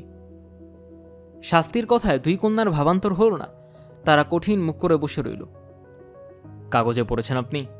জি স্যার। কোনো বক্তব্য আছে? আপনার জন্য খারাপ লাগছে স্যার। আমার জন্য খারাপ লাগছে কেন? আপনি সাময়িক বরখাস্ত হয়েছেন এই জন্যে। আমরা পুলিশরা হচ্ছি কাকের মতো। কাকের মাংস কাক খায় না, পুলিশের মাংস পুলিশ খায় না। সাংবাদিকদের ঠান্ডা রাখার জন্য বলা হয় সাময়িক বরখাস্ত। এক থানার ওসি ক্লোজ হলে অন্য থানায় তাকে ওপেন করা হয়। এখন কি পরিষ্কার? জি স্যার। দেশে নিউজের আকাল বলে নিউজ তৈরি করা হচ্ছে। এক ছাত্রলীগের নিউজ কত ছাপবে? কয়েকদিন রবীন্দ্রনাথের নিউজ ছাপা হবে, তারপর শেষ। আপনি খামাখা থানায় এসে ধরা খেয়েছেন কেন? এটাই তো বুঝলাম না। বাচ্চা দূরের জন্য এসেছি স্যার। ওরা মিসিং চাইল্ড। ওরা জানে না ওদের বাবা কোথায়। ওরা যে আমার কাস্টাডিতে আছে এটা রিপোর্ট করতে থানায় এসে ধরা খেলাম। ধরা খাওয়া খাওয়ার কিছু নেই, থানায় রিপোর্ট করে বাচ্চা নিয়ে চলে যান। রবি ঠাকুরকে খুঁজে বের করবেন না? না, অতি তুচ্ছ বিষয় নিয়ে অনেক মাতামাতি হয়েছে, আর না। বাচ্চা দুটা কোন ঠিকানায় আছে ভালো মতো লিখে রেখে চলে যান। আমি আমার শালাকে ক্যামেরা দিয়ে পাঠাবো, সে জিভের ব্যাপারটা রেকর্ড করে ফেলবে। নাম মনে আছে তো? হিরণময় কারিগর। আমাকে ছেড়ে দিয়ে আপনি আবার বিপদে পড়বেন না তো? বিপদের মধ্যেই আছি, নতুন আর কি পড়ব? আপনি বললে আমি সামাদ মিয়াকে খুঁজে বের করতে পারবো? কোনো প্রয়োজন নেই। You get lost. ম্যাচের কাঠির আগুনকে দাবানোর বানানোর কিছুই নেই। সকাল 8টার সময় ডিরেক্টিভ বাংলাদেশের সব থানায় চলে গেছে। আমি চিন্তাই করতে পারছি না, কার মাথায় এরকম একটা ডিরেক্টিভ দেওয়ার চিন্তা এসেছে। যান যান, আপনি ভাগেন। আরও কি আশ্চর্য, বাচ্চা দুটো আবার জিভ বের করে ফেলেছে। Very interesting. এই তোমরা 2 মিনিট বসো, কেক খেয়ে যাও। ওসি সাহেবের ওয়াকিটকি বেজে উঠেছে। তিনি রিভলভিং চেয়ারে ঘুরতে ঘুরতে কথা বলছেন। না না স্ন্যাক্স, কোনো সাংবাদিকের সঙ্গে আমি কথা বলবো না। আপনি যদি প্রয়োজন মনে করেন আমাকে ক্লোজ করে অন্য কোনো থানায় ওপেন করে দেন। তবে স্যার, আমার ধারণা রবীন্দ্র হাঙ্গামা থেমে যাবে। সাংবাদিকরা নতুন একটা নিউজ আইটেম পেয়েছে, এটা নিয়েই এখন তাদের মাতামাতি করার কথা। পড়েন নাই, এক পরিবারের 7 জনের অগ্নিকাণ্ডে মৃত্যু। আমরা সেফ সাইডে আছি। কয়েকদিন এটা নিয়েই চলবে ইনশাল্লাহ। কিভাবে আগুন ধরলো, মৃত্যুর আগে কে কি বললো, এইসব ছাপা হতে থাকবে। খবরের কাগজের দোষ দিয়েও তো লাভ নাই স্যার। পাবলিক খবর চায়, এত খবর সাপ্লাই দিবে কিভাবে? ডিমান্ড বেশি, সাপ্লাই কম। আমি স্যার সাবসিডিয়ারিতে ইকোনমিক্স নিয়েছিলাম, সেখানে পড়েছিলাম ডিমিনশিং রিটার্ন। আমি বেশি কথা বলছি। সরি স্যার, আর কথা বলবো না, মুখ বন্ধ। কেয়া খেয়ার জন্য পেস্ট্রি এসেছে। খেয়া চামচ দিয়ে ঠিকমতো খেতে পারছে না। ওসি সাহেব বললেন, চামচ আমার কাছে দাও, আমি খাইয়ে দিচ্ছি। পুলিশ মামা, আমাকেও খাইয়ে দিতে হবে? হ্যাঁ হ্যাঁ, নো প্রবলেম। দুজনেই হাঁ করে আছে। ওসি সাহেব পালা করে ওদের মুখে পেস্ট্রি দিচ্ছেন। বসন্ত দাগওয়ালা এক ফাঁকে ঘরে ঢুকলেন। বিরক্ত মুখে বললেন, কি হচ্ছে? পেস্ট্রি খাওয়া হচ্ছে। ধামড়ি 2 মেয়ে, এদের মুখে তুলে খাওয়াতে হবে কেন? স্যার, আপনি মাঝে মাঝে বাড়াবাড়ি করেন। ওসি সাহেব যথেষ্ট বাড়াবাড়ি করলেন। পেস্ট্রি পর্ব শেষ হওয়ার পর কোক আনালেন, সেটাও গ্লাসে করে মুখে তুলে খাওয়ানো হলো। খেয়া বলল, পুলিশ মামা গল্প বলো। ওসি সাহেব গল্প শুরু করলেন। ঠাকুরমার ঝুলির ডালিম কুমারের গল্প। কনস্টেবলরা উকিঝুঁকি দিচ্ছে, 1-2 করে ঘরে ঢুকছে। বাংলাদেশের থানাগুলিতে অনেক কিছুই হয়, রূপকথার আসর কখনো বসে না। ওসি সাহেব হাত পা নেড়ে গল্প বলছেন। শ্রোতার সংখ্যা বাড়ছে।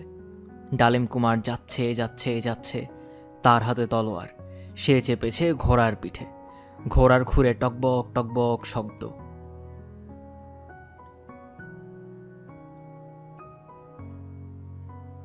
হিমুর গল্প সবসময় উত্তম পুরুষে লেখা হয়।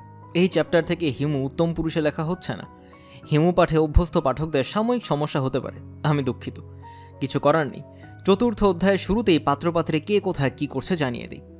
কেয়া খেয়া, এরা দুজন কমল কুটিরে মহাসুখে আছে। বৃদ্ধ ধমকাধমকি করেও কিছু করতে পারছেন না। তাদের জন্য জামা জুতা কেনা হয়েছে। দুজনেই বারবিডল উপহার পেয়েছে। কেয়া তার বারবিডলের নাম দিয়েছে ফুরফুন, খেয়া তারটার নাম দিয়েছে কুনকুন। তাদের আলাদা রুম দেওয়া হয়েছে। এই রুমে তারা থাকছে না। বৃদ্ধ বৃদ্ধা শোবার ঘরে থাকছে। রাতে শোয়ার সময় এক পাশে বৃদ্ধি, অন্য পাশে বৃদ্ধা, মাঝখানে 2 কন্যা। বৃদ্ধ ঘন ঘন বলছেন, একই বিপদে পড়লাম, কিন্তু তিনি যে অত্যন্ত আনন্দে আছেন তা বোঝা যাচ্ছে। বারবিডল তিনিই কিনে এনেছেন। মাঝে মাঝে এই দুবোন জিভ বের করে কেন বসে থাকে এটা নিয়ে বৃদ্ধ চিন্তিত। এদেরকে সাইকিয়াট্রিস্ট দেখানোর পরিকল্পনা তাদের আছে। বাচ্চা দুটি বৃদ্ধার স্থবির জগতে কি আলোড়ন এনেছে তা বোঝানোর জন্য টেলিফোন কথাবার্তার কিছু অংশ দেওয়া হলো। বৃদ্ধা তার মেয়ের সঙ্গে কথা বলছেন। এই মেয়ে অস্ট্রেলিয়া প্রবাসী। বেশিক্ষণ কথা বলতে পারবো না রে মা, কেয়ার স্যান্ডেলের ফিতা ছিঁড়ে গেছে, স্যান্ডেল কিনে দিতে হবে। কেয়াকে? আমাদের সঙ্গে থাকে 2 বোন, কেয়া আর খেয়া। কি যে দুষ্ট! আমি তো কিছু বুঝতে পারছি না, এরা কারা? ওদের যন্ত্রণায় অস্থির হয়ে কাল বলেছি আমি তো ওদের সঙ্গে থাকবো না, জঙ্গলে চলে যাব। তারপর 2 বোন শুরু করলো কান্না। মা তুমি বাবাকে দাও তো, বাবার সঙ্গে কথা বলি। তোর বাবা খেয়াকে নিয়ে গেছে আইসক্রিম কিনতে। তোর বাবা আদর দিয়ে 2 বিচ্ছুকে মাথায় তুলেছে। কাল কি দেখলাম শোন, তোর বাবা ঘোড়া সেজেছে। 2 বোন ঘোড়ার পিঠে উঠে বসে আছে। আমাকে দেখে কেয়া বললো, নানু তুমি আসো, ঘোড়ায় উঠবে, 3 জনের জায়গা হবে। কি যে যন্ত্রণায় আছি। ওসি ধানমন্ডি নাজমুল হুদ, তাকে ধানমন্ডি থানা থেকে ক্লোজ করে তেজগাঁও থানায় ওপেন করা হয়েছে। আবার তাকে ধানমন্ডি থানায় ফিরিয়ে নেওয়া হবে বলে আপাতত কোনো ডিউটি দেওয়া হয়নি। তিনি থানায় হাজিরা দিয়ে তার শালা হিরণ্ময় কারিগরের কাছে গেছেন। হিরণ্ময় কারিগর একটা ডকুমেন্টারি বানাচ্ছেন। ডকুমেন্টারির নাম একজন গার্মেন্ট কর্মীর একদিন। গার্মেন্ট কর্মীর ভূমিকায় অভিনয় করছেন চিত্রনায়িকা মিস রিনকি, যার সাম্প্রতিক ছবি প্রেম দে না দিলে থাপ্পড় খাবি সুপারহিট হয়েছে। মিস রিনকি নানান নখরা করছেন। হিরণ্ময় কারিগর নখরা সামলাতে পারছে না। সামাদ মিয়া রবীন্দ্রনাথ সেজে হিমুর মেসের ঘরে বসে আছে। হিমু মেসে নেই, তাতে কোনো সমস্যা হয়নি। হিমুর ঘরের দরজা সবসময় খোলা থাকে। তাকে নিয়ে যে খবরের কাগজে বিরাট হইচই হচ্ছে এটা সে জানে বলে আবারও রবীন্দ্রনাথ সাজা। এবারের সাজ আগের বারের চেয়েও ভালো হয়েছে। মেসের অনেকেই উকি মেরে তাকে দেখে যাচ্ছে। একজন এসে তার মেয়ের জন্য অটোগ্রাফ নিয়েছে। সামাদ ইংরেজিতে অটোগ্রাফ দিয়েছে। সেখানে লেখা বি হ্যাপি, 2টা পি এর জায়গায় 1টা পি। ইংরেজি বানানে সামাদ সামান্য দুর্বল। মেসের ম্যানেজার ভোর বাংলা নামের পত্রিকার সম্পাদককে জানিয়েছে যে রবীন্দ্রনাথকে নিয়ে এত হইচই তাদের কাগজে হয়েছে, তিনি বাংলা মেসে উপস্থিত আছেন। ভোর বাংলার সিনিয়র সাংবাদিক ফজলু মোটরসাইকেল নিয়ে রওনা হয়েছেন। তার সঙ্গে সিনিয়র ফটো সাংবাদিক ময়না ভাই আছেন। তারা মালিবাগের কাছে জ্যামে আটকা পড়েছেন। ভয়ঙ্কর জ্যাম। আজ সারাদিনে ছুটবে এরকম মনে হয় না। জনাব গফু, ইনি এখন ধানমন্ডি থানার ভারপ্রাপ্ত ওসি। তিনি যে কাজে কর্মে আগের ওসির চেয়েও দক্ষ তা প্রমাণ করার সিদ্ধান্ত নিয়েছেন। হিমুর মেসের ঠিকানায় অভিযান চালাবার জন্য ফোর্স নিয়ে জিপে উঠে বসে আছেন। জিপ ছাড়ছে না, কারণ জনাব গফু র্যাবকেও খবর দিয়েছেন। তিনি চোখের সামনে পরিষ্কার দেখতে পাচ্ছেন পত্রিকার হেডলাইন, কথিত রবীন্দ্রনাথের ডান হাত হিমু গ্রেফতার। স্টাফ রিপোর্টার, পুলিশ র্যাবের যৌথ অভিযানে অবশেষে কথিত রবীন্দ্রনাথ নাটকের হোতা হিমু গ্রেফতার। অভিযানের নেতৃত্ব দিয়েছেন চৌকস পুলিশ অফিসার জনাব গফুর। হিমু মুখ খুলতে শুরু করেছে। সে ইতিমধ্যে অনেক রাঘব বলদের নাম বলেছে। পুলিশ সূত্রে জানা গেছে তারা হিমুকে 4 দিনের রিমান্ডে নিতে চায়। রিমান্ডে না নেওয়া হলে অনেক অজানা তথ্য অজানাই থেকে যাবে। চৌকস অফিসার হিমুকে গ্রেফতারের নাটকের যে রোমহর্ষক বর্ণনা দেন তা উনার জবানিতেই প্রত্রস্থ করা হলো, ইত্যাদি। হিমু নিখোঁজ। সে কোথায় আছে, কি করছে জানা যাচ্ছে না। মাঝে মাঝেই হিমু ডুব দেয়। মনে হয় এবারও ডুব দিয়েছে। আমরা হিমুর ভেসে ওঠার প্রতীক্ষায় আছি। ভোর বাংলা সিনিয়র সাংবাদিক জনাব ফজলু কিছুক্ষণ হলো সামাদের সঙ্গে কথাবার্তা শেষ করেছেন। এখন তিনি পুরোপুরি হতাশ। সামাদ মিয়া শখের বসে রবীন্দ্রনাথ সাজে। এই নিউজের কোনো ভ্যালু আছে? পাবলিক চায় এক্সাইটমেন্ট। একজন শখে রবীন্দ্রনাথ সাজে, এর মধ্যে এক্সাইটমেন্ট কোথায়? ফজলু বিরস মুখে বললেন, আপনি মন্ত্রী মহোদয়ের সঙ্গে টকশো করলেন কেন? আমি কিছু জানি না স্যার, ভুলে ঢুকছি, আর যাব না। যদি যাই তো মাটি খাই। ঘাউ বললেন কেন? মাঝে মধ্যে নিজের অজান্তেই বলি, আর বলবো না। আপনার চুলদারি সবই নকল? জি, তবে টাইট ফিটিং, টান দিয়া দেখেন। ফজলু দাড়ি টানাটানির কোনো আগ্রহ বোধ করলেন না। সংবাদের হেডলাইন কি দেবেন এই নিয়েই তার দুশ্চিন্তা। পর্বতের মুশিক প্রসব এই হেডলাইন হতে পারে, তাতে 1 সংখ্যাতেই শেষ। 2-3 সংখ্যা চালানোর মতো কিছু থাকবে না। প্রথম দিন একটু আভাস দিয়ে পরের 2 দিনে জাবনিক অপসারণ করা দরকার। পাবলিক একটু একটু করে জানাবে, পুরোটা জানবে না। রবীন্দ্রনাথের লাইন দিয়ে নিউজ হতে পারে, শিরোনাম হবে আজই হতে 100 বর্ষ পরে। 100 বর্ষ পরে সামাদ মিয়া নামের একজনের ইচ্ছা হলো রবীন্দ্রনাথ সাজবে।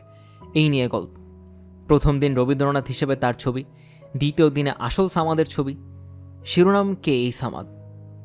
ফারুক বললেন, দাড়িগোফ খোলেন, আলখাল্লা খোলেন, নর্মাল ছবি তোলা হবে, লুঙ্গি গেঞ্জি। সামাদ দ্রুত আদেশ পালন করল। ময়না ভাই ছবি তুলতে তুলতে বললেন, স্যার আপনি পোশাকটা পরেন, আপনার একটা ছবি তুলে দিই, রবীন্দ্রনাথ সাজলে আপনাকে কেমন লাগে দেখি। আরে না, এইসব ফাজলামের কি আর বয়স আছে? সামাদ বিনীত গলায় বলল, পরেন না স্যার, গরিবের একটা রিকোয়েস্ট।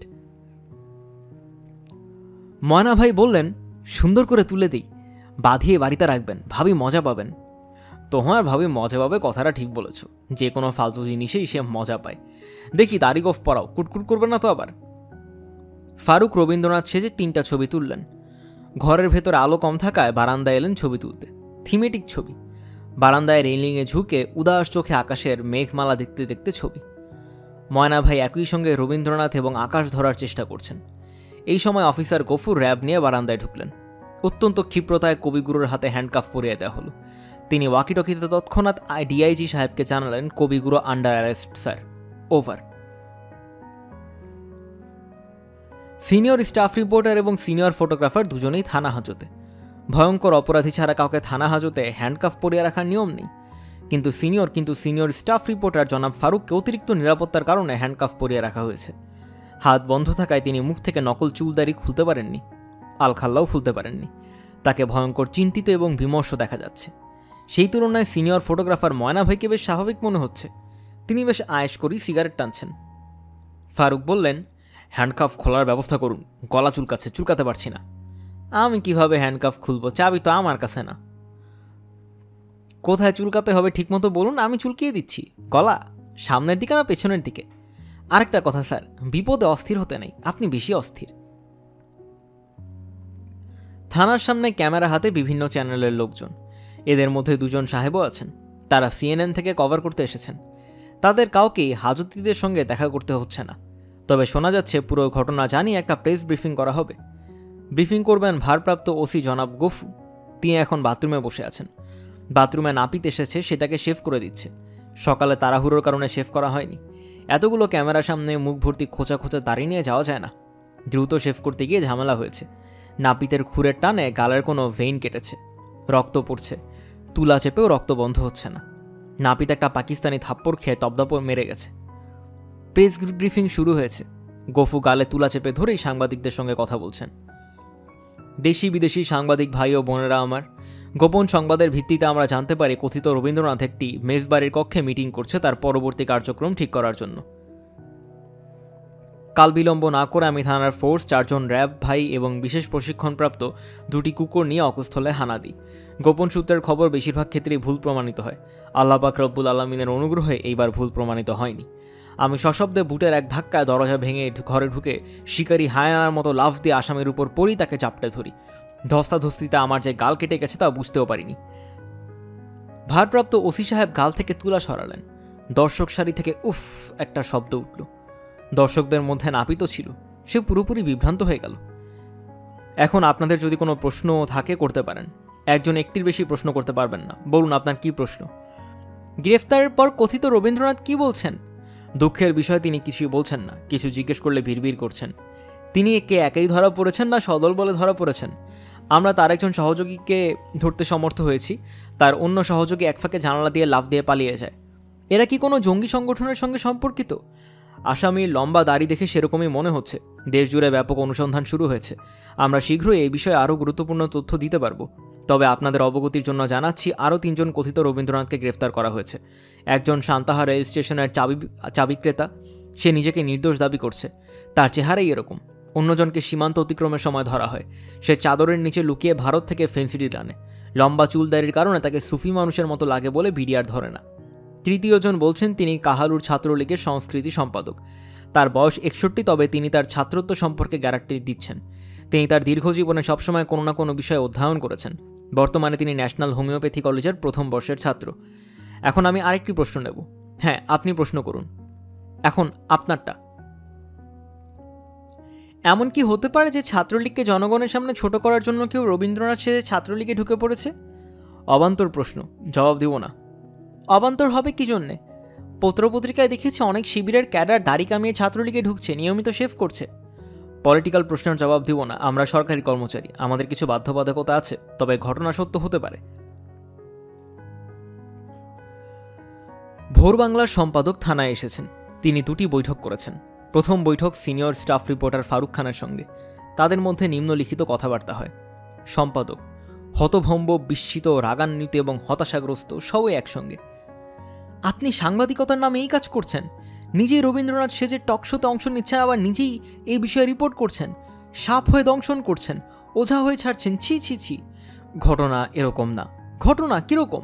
আপনি কি অস্বীকার করবেন যে আপনি রবীন্দ্রনাথ সাজেননি? এখনও তো দাড়ি গোঁফ লাগিয়ে বসে আছেন। আমি গুছিয়ে কথা বলতে পারছি না, সব আউলা লেগে যাচ্ছে। ময়না ভাই প্লিজ, ঘটনা কি হয়েছে বলুন। স্যার, ওনার কোনো দোষ নাই, আমি ক্যামেরা হাতে বলছি। মাতাল যেমন মদের বোতলে হাত দিয়ে মিথ্যা বলতে পারে না, ক্যামেরাম্যানরাও ক্যামেরায় হাত দিয়ে মিথ্যা বলতে পারে না। কথা বেচাবেন না, টু দ্য পয়েন্ট কথা বলুন। সব দোষ আসলে ভাবির। এখানে ভাবি এলো কোত্থেকে? ভাবিকে? ফারুক স্যারের স্ত্রী। ওনার অদ্ভুত স্বভাব, সব ফালতু জিনিসের ওনার আনন্দ।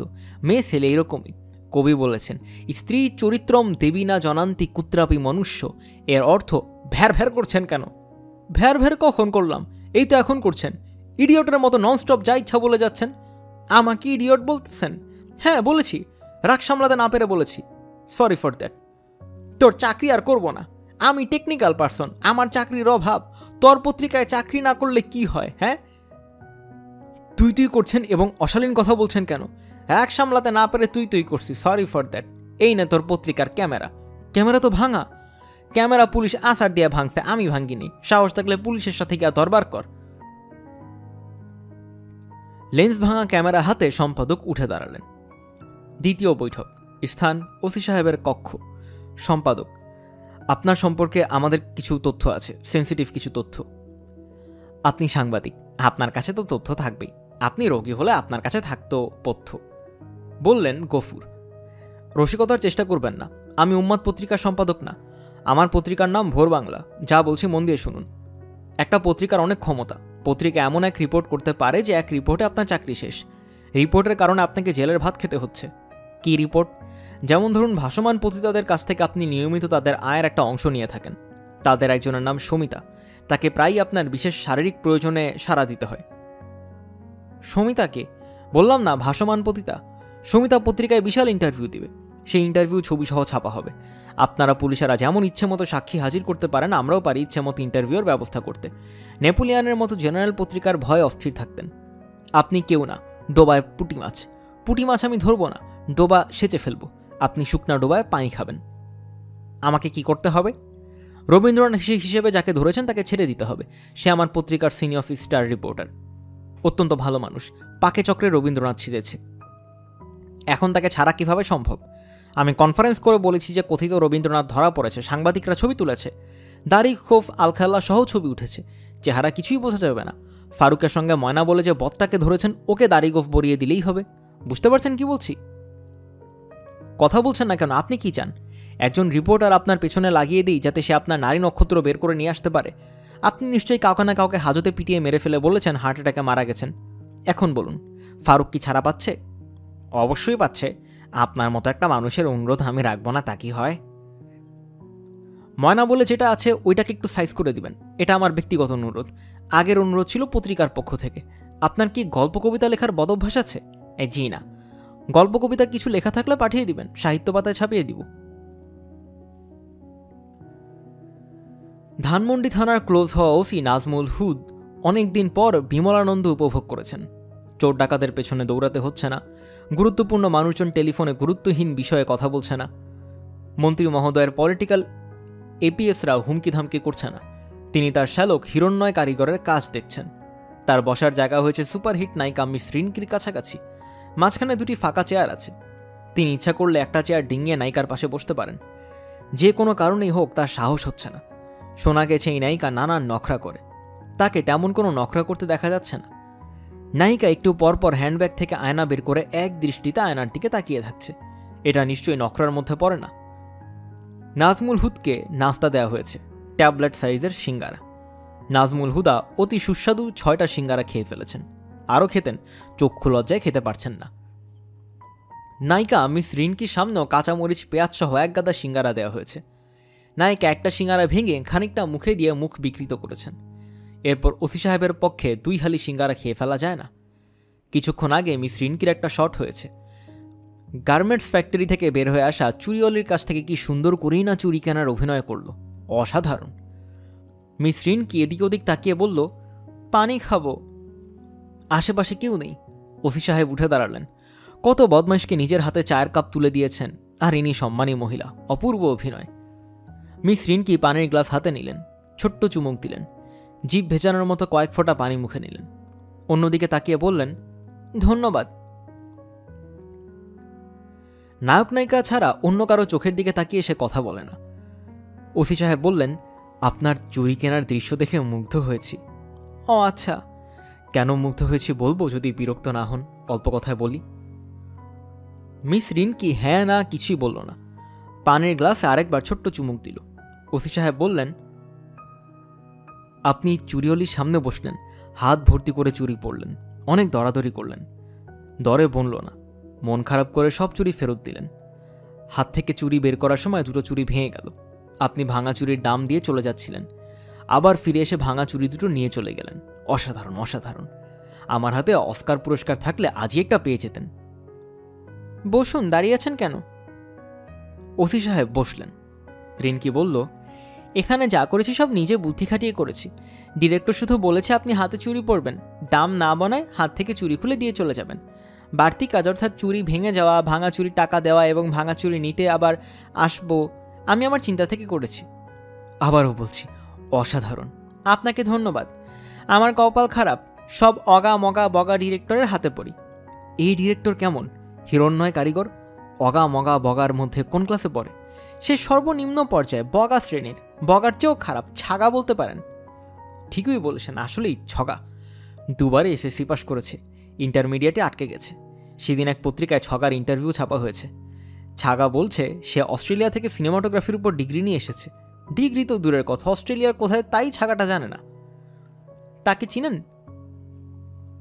আমার ছোট শালক। সরি, না জেনে অনেক কিছু বলেছি। না জেনে কেন বলবেন? জেনে শুনেই বলেছেন। হাতি চেনে মাহুতকে, সাপ চেনে ওকপ্লাকে, নায়িকা চেনে ডিরেক্টরকে। আপনি খুব গুছিয়ে কথা বলেন। আপনি কি অভিনয় করেন? না, তবে আপনাকে দেখে অভিনয় করার ইচ্ছা হয়েছে। জানি পারবো না। চা খাবেন? চা দিতে বলবো? বলুন। এখন কোন শট হবে? বলতে পারছি না, ডিরেক্টর বলতে পারবেন। নাজমুল হুদ ছোট্ট নিঃশ্বাস ফেলে বললেন, দৃশ্য নেওয়াকে যে শট বলে তাই জানতাম না। পুলিশের লোক তো, আমার কাছে শট মানে গুলি করা। আপনি পুলিশ ডিপার্টমেন্টে? জি, ধানমন্ডি থানার ওসি ছিলাম, এখন আমাকে ক্লোজ করা হয়েছে। আপনার ছেলে মেয়ে কি? বিয়ের দ্বিতীয় দিনে আমার স্ত্রী মারা যান, তারপর আর বিয়ে করিনি। একদিকে ভালোই হয়েছে, পুলিশের চাকরিতে ঘরে ফিরতে ফিরতে কোনোদিন রাত 2টা বাজে, কোনোদিন 3টা বাজে। রেহনুমা দ্বিতীয় দিনে মরে গিয়ে বেঁচে গেছে। আপনার স্ত্রী বিয়ের দ্বিতীয় দিনে মারা গেছেন শুনে খুব খারাপ লাগলো। আমার আসলে মনটা খারাপ হয়ে গেছে। দ্বিতীয় দিনে মারা গেছে এটা মন খারাপ করার মতো কোনো ঘটনা না। সে ফাঁস নিয়ে মারা গেছে। অন্য জায়গায় প্রণয় ছিল, জোর করে বিয়ে দিয়েছে। কাজেই বিয়ের শাড়ি ফ্যানের সঙ্গে লাগিয়ে ফাঁসিতে ঝুলে পড়েছে। ও গড। আপনার স্ত্রীর পরিবারের সদস্যদের সঙ্গে তারপরে আপনার যোগাযোগ আছে? কেন থাকবে না? রেহনুমা মারা গেছে, তার বাবা মা ভাই বোন এরা তো বেঁচে আছে। রেহনুমার ছোট ভাই ছোট বোন দুজনেই দুলাভাই বলতে পাগল। কিছু মনে করবেন না, আপনি কি ঘুষ খান? খাওয়ার খুব ইচ্ছা হয়, কিন্তু খাই না। সাহিত্যের ছাত্র ছিলাম, ঘুষ না খাওয়ার পেছনে এটা একটা কারণ। সাহিত্যের সঙ্গে অভাব যায়, ঘুষ যায় না। এই মাসের 13 তারিখ রাতে কি আপনার কাজ আছে? চাকরি থাকলে কাজ থাকবে, না থাকলে ফ্রি। কেন বলুন তো? 13 তারিখ আমার জন্মদিন। আমি সবসময় চেষ্টা করি জন্মদিনের রাতে 13 জন ভালো মানুষ আমার সঙ্গে ডিনার করবেন। আপনাকে আমি সিলেক্ট করলাম। আমার জন্মদিনে আপনার আমন্ত্রণ। আমি ভালো মানুষ? প্রাথমিকভাবে সেরকমই মনে হচ্ছে। জীবনে প্রথম কেউ আমাকে ভালো মানুষ বলল। যাই হোক, এখন বলুন, আপনাকে নিয়ে 13 নাকি বাদ দিয়ে 13? আমাকে নিয়েই 13। যীশু খ্রিস্টের লাস্ট সাপারের মতো? হ্যাঁ। 13 জনের মধ্যে কতজন জোগাড় হয়েছে? আমি তো আছি, আমাকে ছাড়া আর মাত্র 2 জন জোগাড় হয়েছে। একজন আপনি, অন্যজনকে আপনি চিনবেন না। তার প্রধান কাজ রাতে ঢাকা শহরে পথে পথে হাঁটা। তার ভালো নাম হিমালয়, ডাকনাম হিমু। অনেকদিন হয়ে গেল তার সঙ্গে আমার যোগাযোগ নেই। আপনি পুলিশের লোক, আপনি কি তাকে 13 তারিখের আগে খুঁজে বের করতে পারবেন? কি নাম বললেন? হিমু। নাজমুল হুদের কাছে নামটা পরিচিত মনে হচ্ছে। হিমু যে চোর ডাকাত কেউ না, এটা বোঝা যাচ্ছে। চোর ডাকাতের নাম তার মনে থাকে, ভালো মানুষের নাম মনে থাকে না। তিনি নিশ্চিত মিস রিনকির নাম তার মনে থাকবে না। তবে মিস রিনকিকে নিয়ে 2 লাইনের ছড়া বানালে নামটা মনে থাকবে। ভালো মানুষের নাম তিনি এইভাবেই মনে রাখেন। আনন্দ ফিনকি, নায়িকা রিনকি। এই তো হয়েছে, রিনকি নাম তিনি আর ভুলবেন না। তিনি বিড়বিড় করে কয়েকবার ছড়াটা বললেন, যাতে কখনোই ভুলে না যান। বিড়বিড় করে কি বলছেন? কিছু না, কিছু না। তাকে অত্যন্ত লজ্জিত মনে হলো। আরেকটা ছড়া তার মাথায় এসেছে। রিনকির চোখ কালো, এই মেয়েটা ভালো। সকাল 10:05। বঙ্গবন্ধু গবেষণা কেন্দ্রের প্রধান কঙ্কন ভাই তালা খুলে গবেষণা কেন্দ্রে ঢুকলেন। মেঝেতে অনেকগুলি পত্রিকা পড়ে আছে। তিনি পত্রিকার সংখ্যা গুনলেন। তার ভুরু খানিকটা কুচকালো। মাত্র 4টা পত্রিকা। গবেষণা কেন্দ্র থেকে সব পত্রিকা অফিসে চিঠি গেছে, নিয়মিত সৌজন্য সংখ্যা পাঠানোর জন্য। গবেষণার জন্য পত্রিকা প্রয়োজন। সবাই পাঠাচ্ছে না, চিঠিতে কাজ হবে না। কিসলুকে পাঠাতে হবে। সোজা আঙুলে ঘি না উঠলে কিসলুর আঙুলে ঘি আনতে হবে। কঙ্কন ভাইয়ের পত্রিকা পড়ার অভ্যাস নেই, তার কোনো কিছু পড়ারই অভ্যাস নেই। তারপর একটা পত্রিকা হাতে নিলেন, নাম ভোর বাংলা। পত্রিকার প্রধান খবর, রবীন্দ্র রহস্য ঘনীভূত। কঙ্কন ভাই আগের কোনো খবর পড়েননি, কাজেই রবীন্দ্র রহস্য বিষয়ে কিছুই জানেন না। রবীন্দ্রনাথ ঠাকুর ধরা পড়েছেন শুনে তিনি বিস্মিত হলেন। বঙ্গবন্ধু গবেষণা পরিষদ থেকে গত মাসে কবিগুরুর মৃত্যুবার্ষিকী উপলক্ষে কাঙালি ভোজ হয়েছে। 1 আইটেম, গরুর মাংসের তেহারি। এখন দেখা যাচ্ছে তিনি বেঁচে আছেন এবং পুলিশের হাতে গ্রেফতার হয়েছেন। এমন একজন সম্মানিত মানুষকে পুলিশ ঊর্ধ্বতন কর্তৃপক্ষের নির্দেশ ছাড়া গ্রেফতার করবে না? তাহলে কি বর্তমান সরকার রবীন্দ্র বিরোধী অবস্থান নিয়েছে? যদি নিয়ে থাকে তাহলে বঙ্গবন্ধু গবেষণা কেন্দ্রকেও অ্যাকশনে যেতে হবে। কবিগুরুর কুশপুত্তলিকা দাহ্যের ব্যবস্থা করতে হবে। কুশপুত্তলিকার অভাব নেই, 3টা বানানোই আছে। কঙ্কন ভাই মনোযোগ দিয়ে দ্বিতীয়বার খবরটা পড়ে মোটামুটি বিভ্রান্ত হয়ে গেলেন। একটা মেস থেকে রবীন্দ্রনাথকে গ্রেফতার করেছেন থানার ভারপ্রাপ্ত ওসি জনাব গফুর।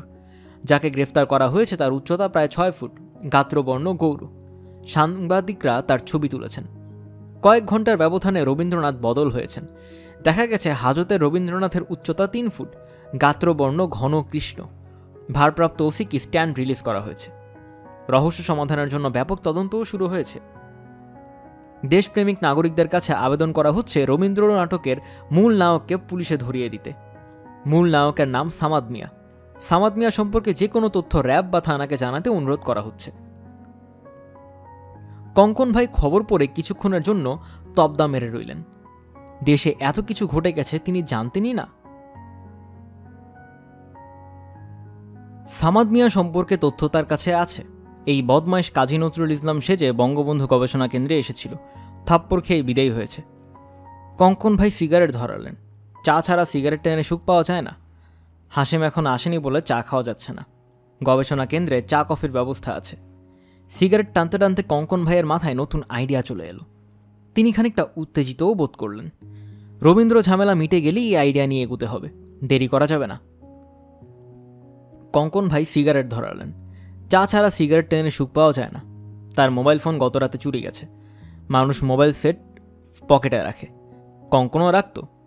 আইফোন কেনার পর পকেট রাখা বন্ধ করেছে। আইফোন হাতের মুঠোয় নিয়ে ঘোরার আনন্দই আলাদা। সবাই সারাক্ষণ দেখছে হাতের মুঠোয় কী জিনিস। মানুষকে দেখাতে গিয়েই এই দুর্ঘটনা। হাতের মুঠোর জিনিসটা খুব সহজেই ফসকে গেছে। এখন কঙ্কন ভাই খানিকটা স্বস্তি বোধ করছেন। মাথায় যে আইডিয়া এসেছে তার সফল বাস্তবায়ন হল একটা নতুন আইফোন কেনার পরও হাতে কিছু ক্যাশ টাকা থাকবে। বঙ্গবন্ধু গবেষণা কেন্দ্রের নাম পাল্টায় নজরুল পাঠচক্র দেয়া। এখানে লোকজন আসবে, জাতীয় কবি রচনা পাঠ করবে, তার সম্পর্কে জানবে। বঙ্গবন্ধু গবেষণা কেন্দ্র নাম রাখার কিছু বিপদও আছে। সরকার বদল হলেই নাম বদল হবে। নতুন নাম জিয়া গবেষণা কেন্দ্র। বাড়ি ছাত্রদলের দখলে চলে যাবে। নজরুল পাঠচক্র এই চক্কর থাকবে না। নতুন নামকরণ উপলক্ষে কাঙালি ভোজের আয়োজন করা হবে। আলোচনা সভা এবং সাংস্কৃতিক অনুষ্ঠান, পত্রপত্রিকা এবং টিভি চ্যানেলগুলোকে দাওয়াত দেওয়া হবে। এটা কঙ্কন ভাইয়ের অপ্রধান আইডিয়া। প্রধান আইডিয়া হচ্ছে যখন রান্নাবান্না শুরু হবে তখন একদল উচ্ছৃঙ্খল মানুষ হামলা করবে। অনুষ্ঠান পণ্ড হয়ে যাবে। কয়েকজন গুরুতর আহত হবে। এতে লাভ দুটা, খাওয়া দাওয়ার ব্যবস্থা করতে হবে না। ডেকোরেটরের কাছ থেকে রান্না করার হাঁড়ি পাতিল ভাড়া করলেই হবে। জখমও হবে ডেকোরেটরের লোকজন। এদের জখম হওয়ার সময়ও হয়ে গেছে। ফ্রি সার্ভিস দিতে চায় না, ঘাড়ে ধরে আদায় করতে হয়। দেশের প্রতি মায়া নেই, আছে টাকার ধান্দায় বদমাইশের দল। দ্বিতীয় লাভ হলো প্রচার। কঙ্কন ভাই কাঙালি ভোজ উপলক্ষে চাঁদা সংগ্রহ কিভাবে করা যায় তা ভাবতে লাগলেন। আশেপাশের বাড়িতে যেতে হবে। সঙ্গে থাকবে কিসলু। কিসলুর চেহারা দেখলেই বাড়িওয়ালার কলিজা পানি হয়ে যাবে। মুখ ফুটে চাঁদা চাওয়ার আগেই চাঁদা চলে আসবে। চা নাস্তা চলে আসবে, অনেকের সঙ্গে টেলিফোনে কথা হবে, অতি ভদ্র অতি বিনয়ী নারীকণ্ঠে টেলিফোন জানবে। নারীকণ্ঠ বলবে, বঙ্গবন্ধু গবেষণা পরিষদ থেকে বলছি, আমি রিনা, কেমন আছেন, শুভ দুপুর। চাঁদা চাইতে হবে বঙ্গবন্ধু গবেষণা কেন্দ্রের নামে। নজরুল পাটচক্রের নামে চাঁদা চাইলে 2 টাকার ছেঁড়া নোটও পাওয়া যাবে না। টেলিফোনে যে নারীকণ্ঠ চাঁদা চাইবে সে কঙ্কন ভাইয়ের স্ত্রী, নাম সুমনা, মহিলা লীগের প্রচার সম্পাদিকা। সুমনা আদর্শ পত্নী, স্বামী সব কাজে সাহায্য করতে প্রস্তুত। সে বঙ্গবন্ধু গবেষণা কেন্দ্রের একজন গবেষক। মন্ত্রীদের কাছ থেকে টাকা আদায়ের তার ভালো দক্ষতা আছে। গত মাসেই ত্রাণমন্ত্রীর কাছ থেকে 500 কম্বল, 300 সোয়েটার এবং 18 টিন অলিভ অয়েল নিয়ে এসেছে। সব গবেষণা কেন্দ্রে জমা আছে। কঙ্কন ভাইয়ের গভীর চিন্তামগ্ন অবস্থায় যিনি ঢুকলেন তার গায়ে হলুদ পাঞ্জাবি, পা খালি। তার নাম হিমু, ভালো নাম হিমালয়। তিনি কঙ্কন ভাইকে দেখে বিনয়ে গলে গিয়ে বললেন, কঙ্কন ভাই কেমন আছেন, শুভ দুপুর। আপনি কে? আমাকে একজন পাঠিয়েছেন। কে পাঠিয়েছেন? তার নাম তো বলতে পারছি না, নিষেধ আছে। তিনি আপনার কাছে সামান্য চাঁদা চান, খুবই অল্প। হতভম্ব কঙ্কন ভাই অনেক কষ্টে নিজের হতভম্ব ভাব সামলালেন। তখন রাগ তাকে অভিভূত করল। তিনি রাগে তোতলাতে তোতলাতে বললেন, আমার কাছে চাঁদা চায়? এই বান্দির পুত্রা কে? হ্যাঁ কঙ্কন ভাই, আপনি ওনার বিষয়ে যে নোংরা কথা বলছেন সেটা আমি শুনিনি, মাঝে মাঝে আমি কানে কম শুনি। যাই হোক, আপনি 13 তারিখ রাত 8টার মধ্যে টাকার ব্যবস্থা করবেন। বেশি না, 13 লাখ। 13 তারিখের সঙ্গে মিল রেখে 13 লাখ। 10 তারিখ হলে বলতাম 10 লাখ, আপনার 3 লাখ টাকা বাঁচত। কিন্তু উনি ডেট দিয়েছেন 13 লাখ টাকা চাঁদা চায় আমার কাছে। আপনি কে? হেই, কি নাম? আমার নাম হিমু, অনেকে ডাকে হিমালয়। হিমালয় ঠান্ডা তো, কাজেই হিমালয়। আমি নিজেও ঠান্ডা। আবার কেউ কেউ তাকে হিমবাহ। হিমবাহ বুঝেন তো? পানের উপরে সামান্য বের হয়ে থাকে, সবটাই থাকে নিচে। আপনি আমার পানের উপরের অংশ দেখেছেন, নিচেরটা দেখেননি। তোমার পেটের ভুঁড়ি বের করতে আমার 1 মিনিট লাগবে। আমারে চিনো না। আপনাকে কেন চিনব না? আপনি কঙ্কন ভাইয়া। অন্যের বাড়ি দখল করে আসর জমিয়ে বসেছেন। আজ আপনি একা কেন? আপনার লোকজন কোথায়? মোবাইলে টেলিফোন করে লোকজন যে ডাকবেন তাও সম্ভব না। মোবাইল হারিয়ে ফেলেছেন, তাই না? আহারে, এমন দামি একটা সেট। তুই জানোস কেমনে? এই মোবাইলের খবর তুই কেমনে জানোস? শুরু করেছিলেন আপনি, তারপর তুমি, এখন তুই।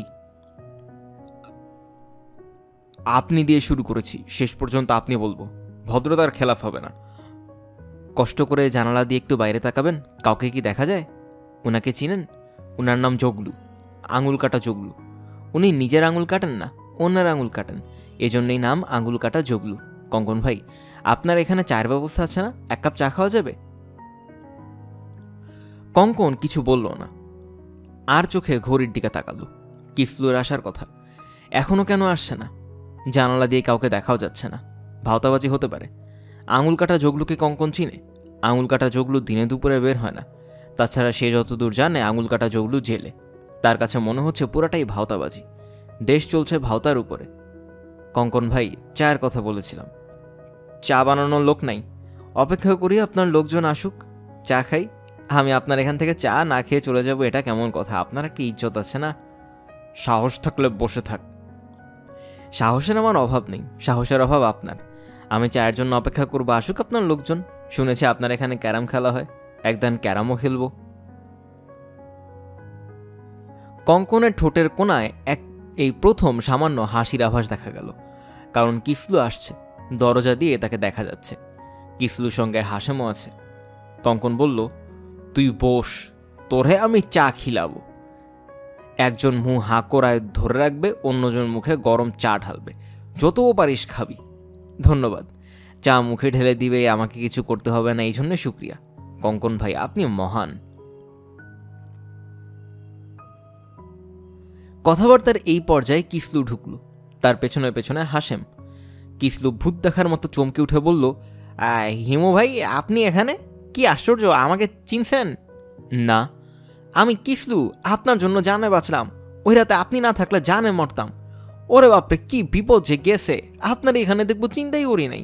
যে রাতে আপনারা প্রথম দেখি, আমি কিন্তু আপনারা মানুষ ভাবি নাই, ভাবছি ফেরেস্তা। কিছু মনে নিয়েন না হিমু ভাই, আপনারা কদম বসি করবো। দ্রুত 1 কাপ চা খাওয়া তো কিফলু। চা 1 কাপ কি জন্য খাবেন? চা খাবেন 1000 কাপ। কঙ্কন ভেবাচাকা খেয়ে গেছে। সে তার এক জীবন অনেক বিস্ময়কর ঘটনা দেখেছে, এরকম দেখেনি। তার শরীর ঝিমঝিম করছে, সিগারেট ধরাতে ইচ্ছা করছে। বিচিত্র কারণে সিগারেট ধরাতে ভয় লাগছে। কিসলু লোকটাকে কদমবুসি করেছে এটা না হয় মানা গেল, তার দেখা দেখি হাসেমও কদমবুসি করে হাত কচলাচ্ছে, এর অর্থ কি? কিসলু 2 কাপ চা বানাবে, বাইরে আঙুল কাটা জগলু আছে, ওনাকে 1 কাপ চা দিবে।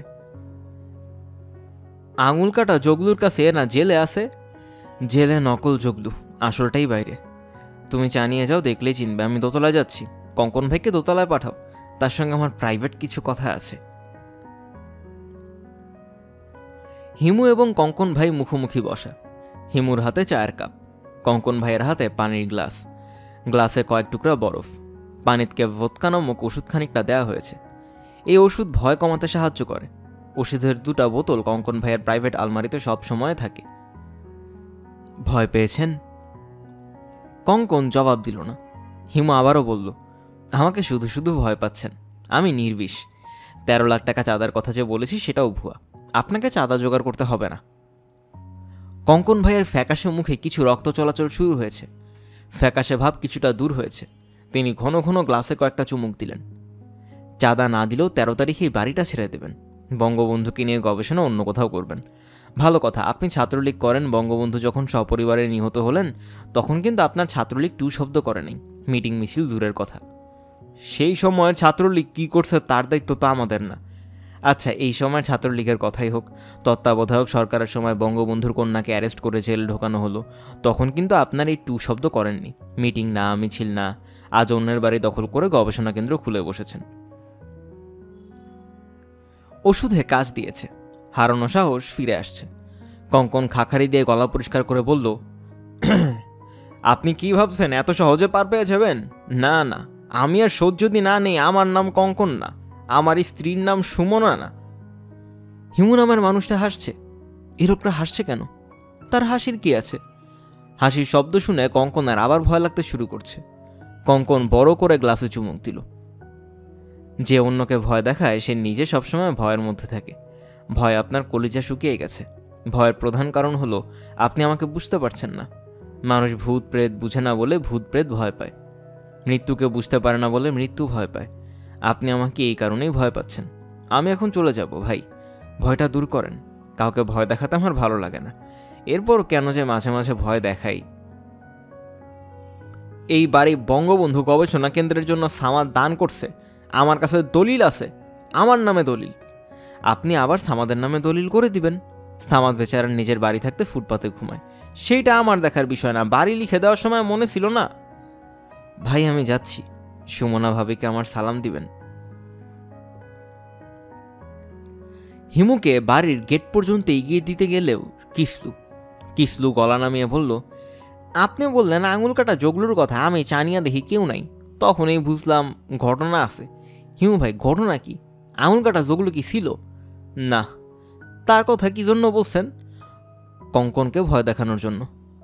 কঙ্কন ভাই ভয় খাওয়ার জিনিস না, তাই আপনারে বিরাট ভয় পাইছে। অবশ্য আপনারা তো ভয় পাইতেই হবে।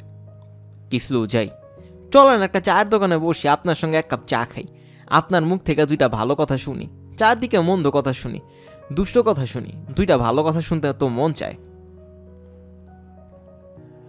রাস্তার পাশে চায়ের দোকানের সামনে বেঞ্চি পাতা, হিমু এবং কিসলু বসেছে। হিমু হাসিতে হাসতে বলল, ভালো কথা শোনার জন্য প্রস্তুত? জি হিমু ভাই। একজন সাধুর গল্প শোনো। সাধুর নাম ঋষি কাশ্যপ। তার কাছে ভয়ঙ্কর এক খুনি এসেছে। সে সাধুর কাছে দীক্ষা নিতে চায়। সাধু বললেন, তুমি অতি ভয়ঙ্কর মানুষ, তারপরেও তোমাকে আমি দীক্ষা দিব, একটা শর্ত আছে। আজ সন্ধ্যার মধ্যে তোমাকে যে কোনো একটা ভালো কাজ করতে হবে। কিরকম ভালো কাজ সাধুজি? যে কোনো একটা ভালো কাজ, যত তুচ্ছই হোক, ভালো কাজ হলেই হবে। একটা ভালো কাজ করে আমার কাছে আসবে, আমি তোমাকে দীক্ষা দিব। ভয়ঙ্কর মানুষ ভালো কাজের সন্ধানে বের হলো। একটা কুকুরের সঙ্গে তার দেখা। কুকুরটা ল্যাংচাতে ল্যাংচাতে যাচ্ছে, কারণ তার একটা ঠ্যাং নেই, পিঠে ঘা। ভয়ঙ্কর মানুষটার মনে হলো কুকুরটা কষ্ট পাচ্ছে, তার কষ্ট লাঘব হওয়া দরকার। সে থান ইট দিয়ে কুকুরের মাথায় বাড়ি দিয়ে তাকে মেরে ফেলে সাধুর কাছে উপস্থিত হয়ে ভালো কাজটা কি করেছে তা বলল, বিস্তারিত বলল। সে ভালো কাজ করতে পারায় আনন্দিত। সাধুজি বললেন, হ্যাঁ ঠিক আছে, স্নান করে আসো, তোমাকে দীক্ষা দেব।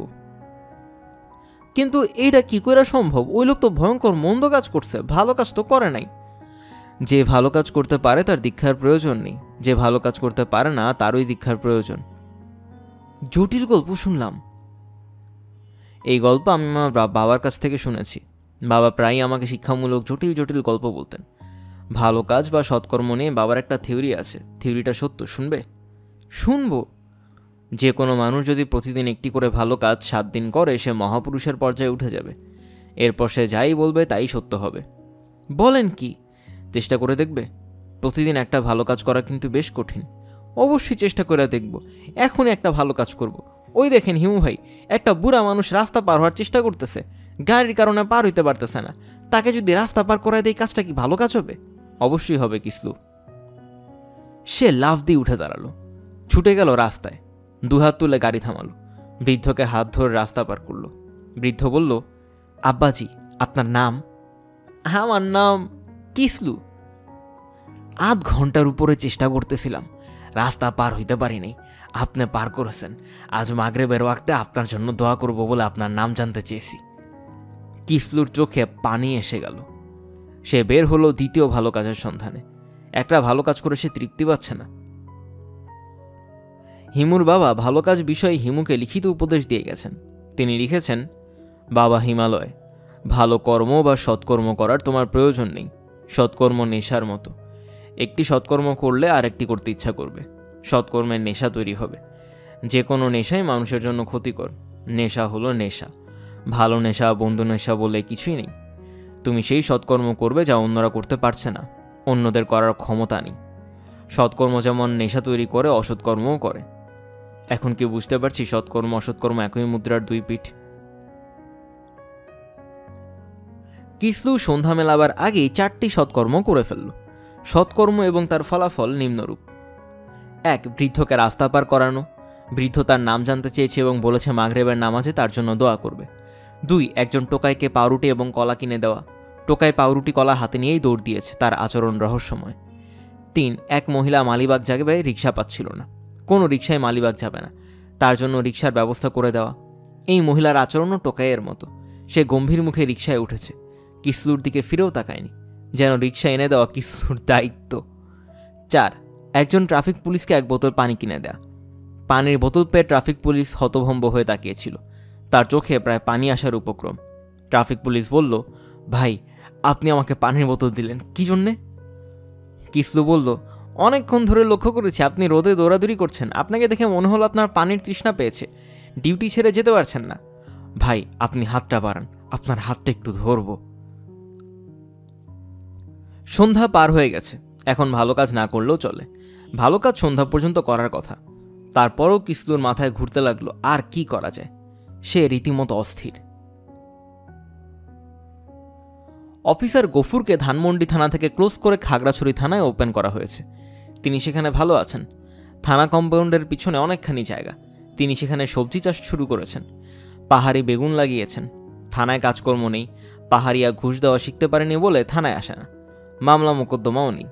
ঝামেলা নিজেরা মিটিয়ে ফেলে। কাজেই অফিসার গফুর সবজি চাষে মন দিয়েছেন। রাতে জঙ্গল দেখেন। হাতির ভয়ে সারা রাত তাকে জেগে থাকতে হয়। প্রায় বন্য হাতির পাল বের হয়। এদের ঝোঁকটা কোনো এক দুর্বোধ্য কারণে থানার দিকে। একটা পুরো রাত তাকে থানা কম্পাউন্ডের বিশাল শিরিষ গাছে উঠে কাটাতে হয়েছে। সেই রাতে হাতির পাল আরেকটু হলে থানায় ঢুকে যেত। শিরিষ গাছে দ্রুত ওঠার জন্য তিনি অর্ডার দিয়ে একটা মই বানিয়েছেন। মই গাছের সঙ্গে সেট করা হয়েছে। নাজমুল হুদকে পুরনো জায়গায় এনে ওপেন করা হয়েছে। রবীন্দ্র সমস্যার পূর্ণ সমাধানের জন্য তাকে 7 দিন সময় বেঁধে দেওয়া হয়েছে। 7 দিনে সমাধান না হলে তাকেও খাগড়াছড়ি যেতে হবে। 13 তারিখ 7 দিন শেষ হবে। তবে খাগড়াছড়ি নিয়ে তিনি চিন্তিত না। তিনি সিদ্ধান্ত নিয়েছেন চাকরি ছেড়ে দেবেন। তার মধ্যে অভিনয়ে প্রবল আকাঙ্ক্ষা দেখা যাচ্ছে। তিনি আজিজ সুপার মার্কেট থেকে একটা বই কিনেছেন। বইয়ের নাম অভিনয় কলা। বইয়ে অভিনয় বিষয়ে অনেক টিপস দেয়া আছে। চোখের এবং মুখের এক্সারসাইজ দেয়া আছে। আয়নার সামনে এইসব এক্সারসাইজ তিনি নিয়মিত করছেন। গলা স্বর উন্নত করার জন্য হারমোনিয়াম কিনে সারে গামা পাধানিসা করছেন। আবৃত্তি ক্লাসে ভর্তি হয়ে বৃদ্ধ আবৃত্তিও করছেন। রাতে তার ঘুম ভালো হচ্ছে না। অদ্ভুত অদ্ভুত স্বপ্ন দেখছেন। সব স্বপ্নই অভিনয় বিষয়ক এবং প্রতিটি স্বপ্নে মিস রিনকি থাকছেন। শুধু থাকছেন তাহা না, তার স্ত্রী হিসেবে অভিনয়ও করছেন। গত রাতে স্বপ্নে তিনি এবং মিস রিনকি একটি স্কুলের সামনে দাঁড়ানো। দুজনেই ভক্তদের অটোগ্রাফ দিচ্ছেন। স্কুলের সামনে দাঁড়িয়ে থাকার কারণ হচ্ছে তাদের শিশুকন্যা স্কুলে। তারা শিশুকন্যাকে নিতে এসেছেন। স্বপ্নে শিশুকন্যার নাম জানা যায়নি। ওসি সাহেব তার খাস কামরায়। আজ তার মেজাজ ভয়ঙ্কর খারাপ। মেজাজ খারাপের প্রধান এবং একমাত্র কারণও মিস রিনকি। পত্রিকায় তাকে নিয়ে একটা খবর বের হয়েছে। তিনি নাকি চিত্রজগতের সুপারহিরো গালিব খানের সঙ্গে পরিণয় সূত্রে আবদ্ধ হয়েছেন। প্রতিবেদক দাবি করছেন তার কাছে কাবিননামার ফটোকপি আছে। প্রয়োজনে তিনি তা প্রকাশ করবেন। মিস রিনকি এবং গালিব খানের ছবিও ছাপা হয়েছে। ছবিতে দুজন দুজনের দিকে প্রেমপূর্ণ নয়নে তাকিয়ে আছেন। ওসি সাহেবের ইচ্ছা করছে ভয়ঙ্কর কিছু করতে, যাতে এক কথায় তার নিজের চাকরি চলে যায়। খাকি পোশাক পরে বসে থাকতে আর ভালো লাগছে না।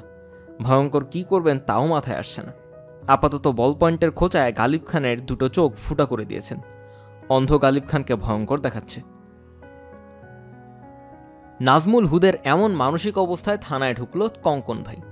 সে এসেছে সচেতন নাগরিক হিসাবে সামাদ মিয়া বিষয়ে তথ্য দিতে এবং হিমুকে নিয়ে একটা ডায়েরি করিয়ে রাখতে। ডায়েরিতে লেখা হবে হিমু তাকে জীবননাশের হুমকি দিয়েছে। ওসি সাহেব, আমার নাম কঙ্কন, আমি বঙ্গবন্ধু গবেষণা কেন্দ্রের প্রধান পরিচালক। ভালো আছেন? এই বলে কঙ্কন হ্যান্ডশেক করার জন্য হাত বাড়ালো।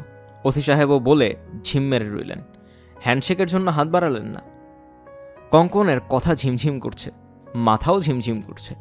সে হাত বাড়িয়ে আছে, ওসি সাহেব হাত বাড়াচ্ছেন না। এই কি ভয়ঙ্কর অপমান! এত বড় অপমানের ভেতর দিয়ে তাকে একবার শুধু যেতে হয়েছিল। সে গিয়েছিল ধর্মমন্ত্রীর সঙ্গে দেখা করতে। তাকে 1 ঘন্টা বসিয়ে রাখার পর মন্ত্রীর পিএস বলল দেখা হবে না। কঙ্কন বলল, আপনি কি ওনাকে আমার কার্ড দিয়েছেন? দিয়েছিলাম। মন্ত্রী মহোদয় বলেছেন দেখা হবে না। কঙ্কন সেই অপমানের শোধ ভালোভাবে নিয়েছিল। 1 পয়সা দামের ওসির অপমানের শোধ সে কীভাবে নিবে তাই এখন ভাবছে। কঙ্কন হাসি মুখে বলল, আপনি বোধহয় লক্ষ্য করেননি আমি হ্যান্ডশেক করার জন্য হাত বাড়িয়েছি। ওসি সাহেব এবারও বললেন, ও। এবারও তাকে হাত বাড়াতে দেখা গেল না। তিনি রিভলভিং চেয়ার একটা চক্কর দিলেন। হাতের বল পয়েন্ট দিয়ে গালিব খানের নাম কেটে লিখলেন গাধা খান। কঙ্কন গম্ভীর মুখে বসল। হাত গুটিয়ে নেওয়া ছাড়া তার আর কিছু করার নেই। ঘরে ওসি ছাড়া আর কেউ নেই বলে তার অপমান কারো চোখে পড়ল না। মানি ব্যক্তির মান আল্লাহ রক্ষা করেন, কথাটা ভুল না। আপনাকে আগে একবার বলেছি মনে হয়, মিস করেছেন। আমি বঙ্গবন্ধু গবেষণা কেন্দ্রের প্রধান পরিচালক। তাহলে বলেন দেখি, বঙ্গবন্ধু পাঞ্জাবির নিচে গেঞ্জি পরতেন নাকি পরতেন না? ঝটপট জবাব চাই।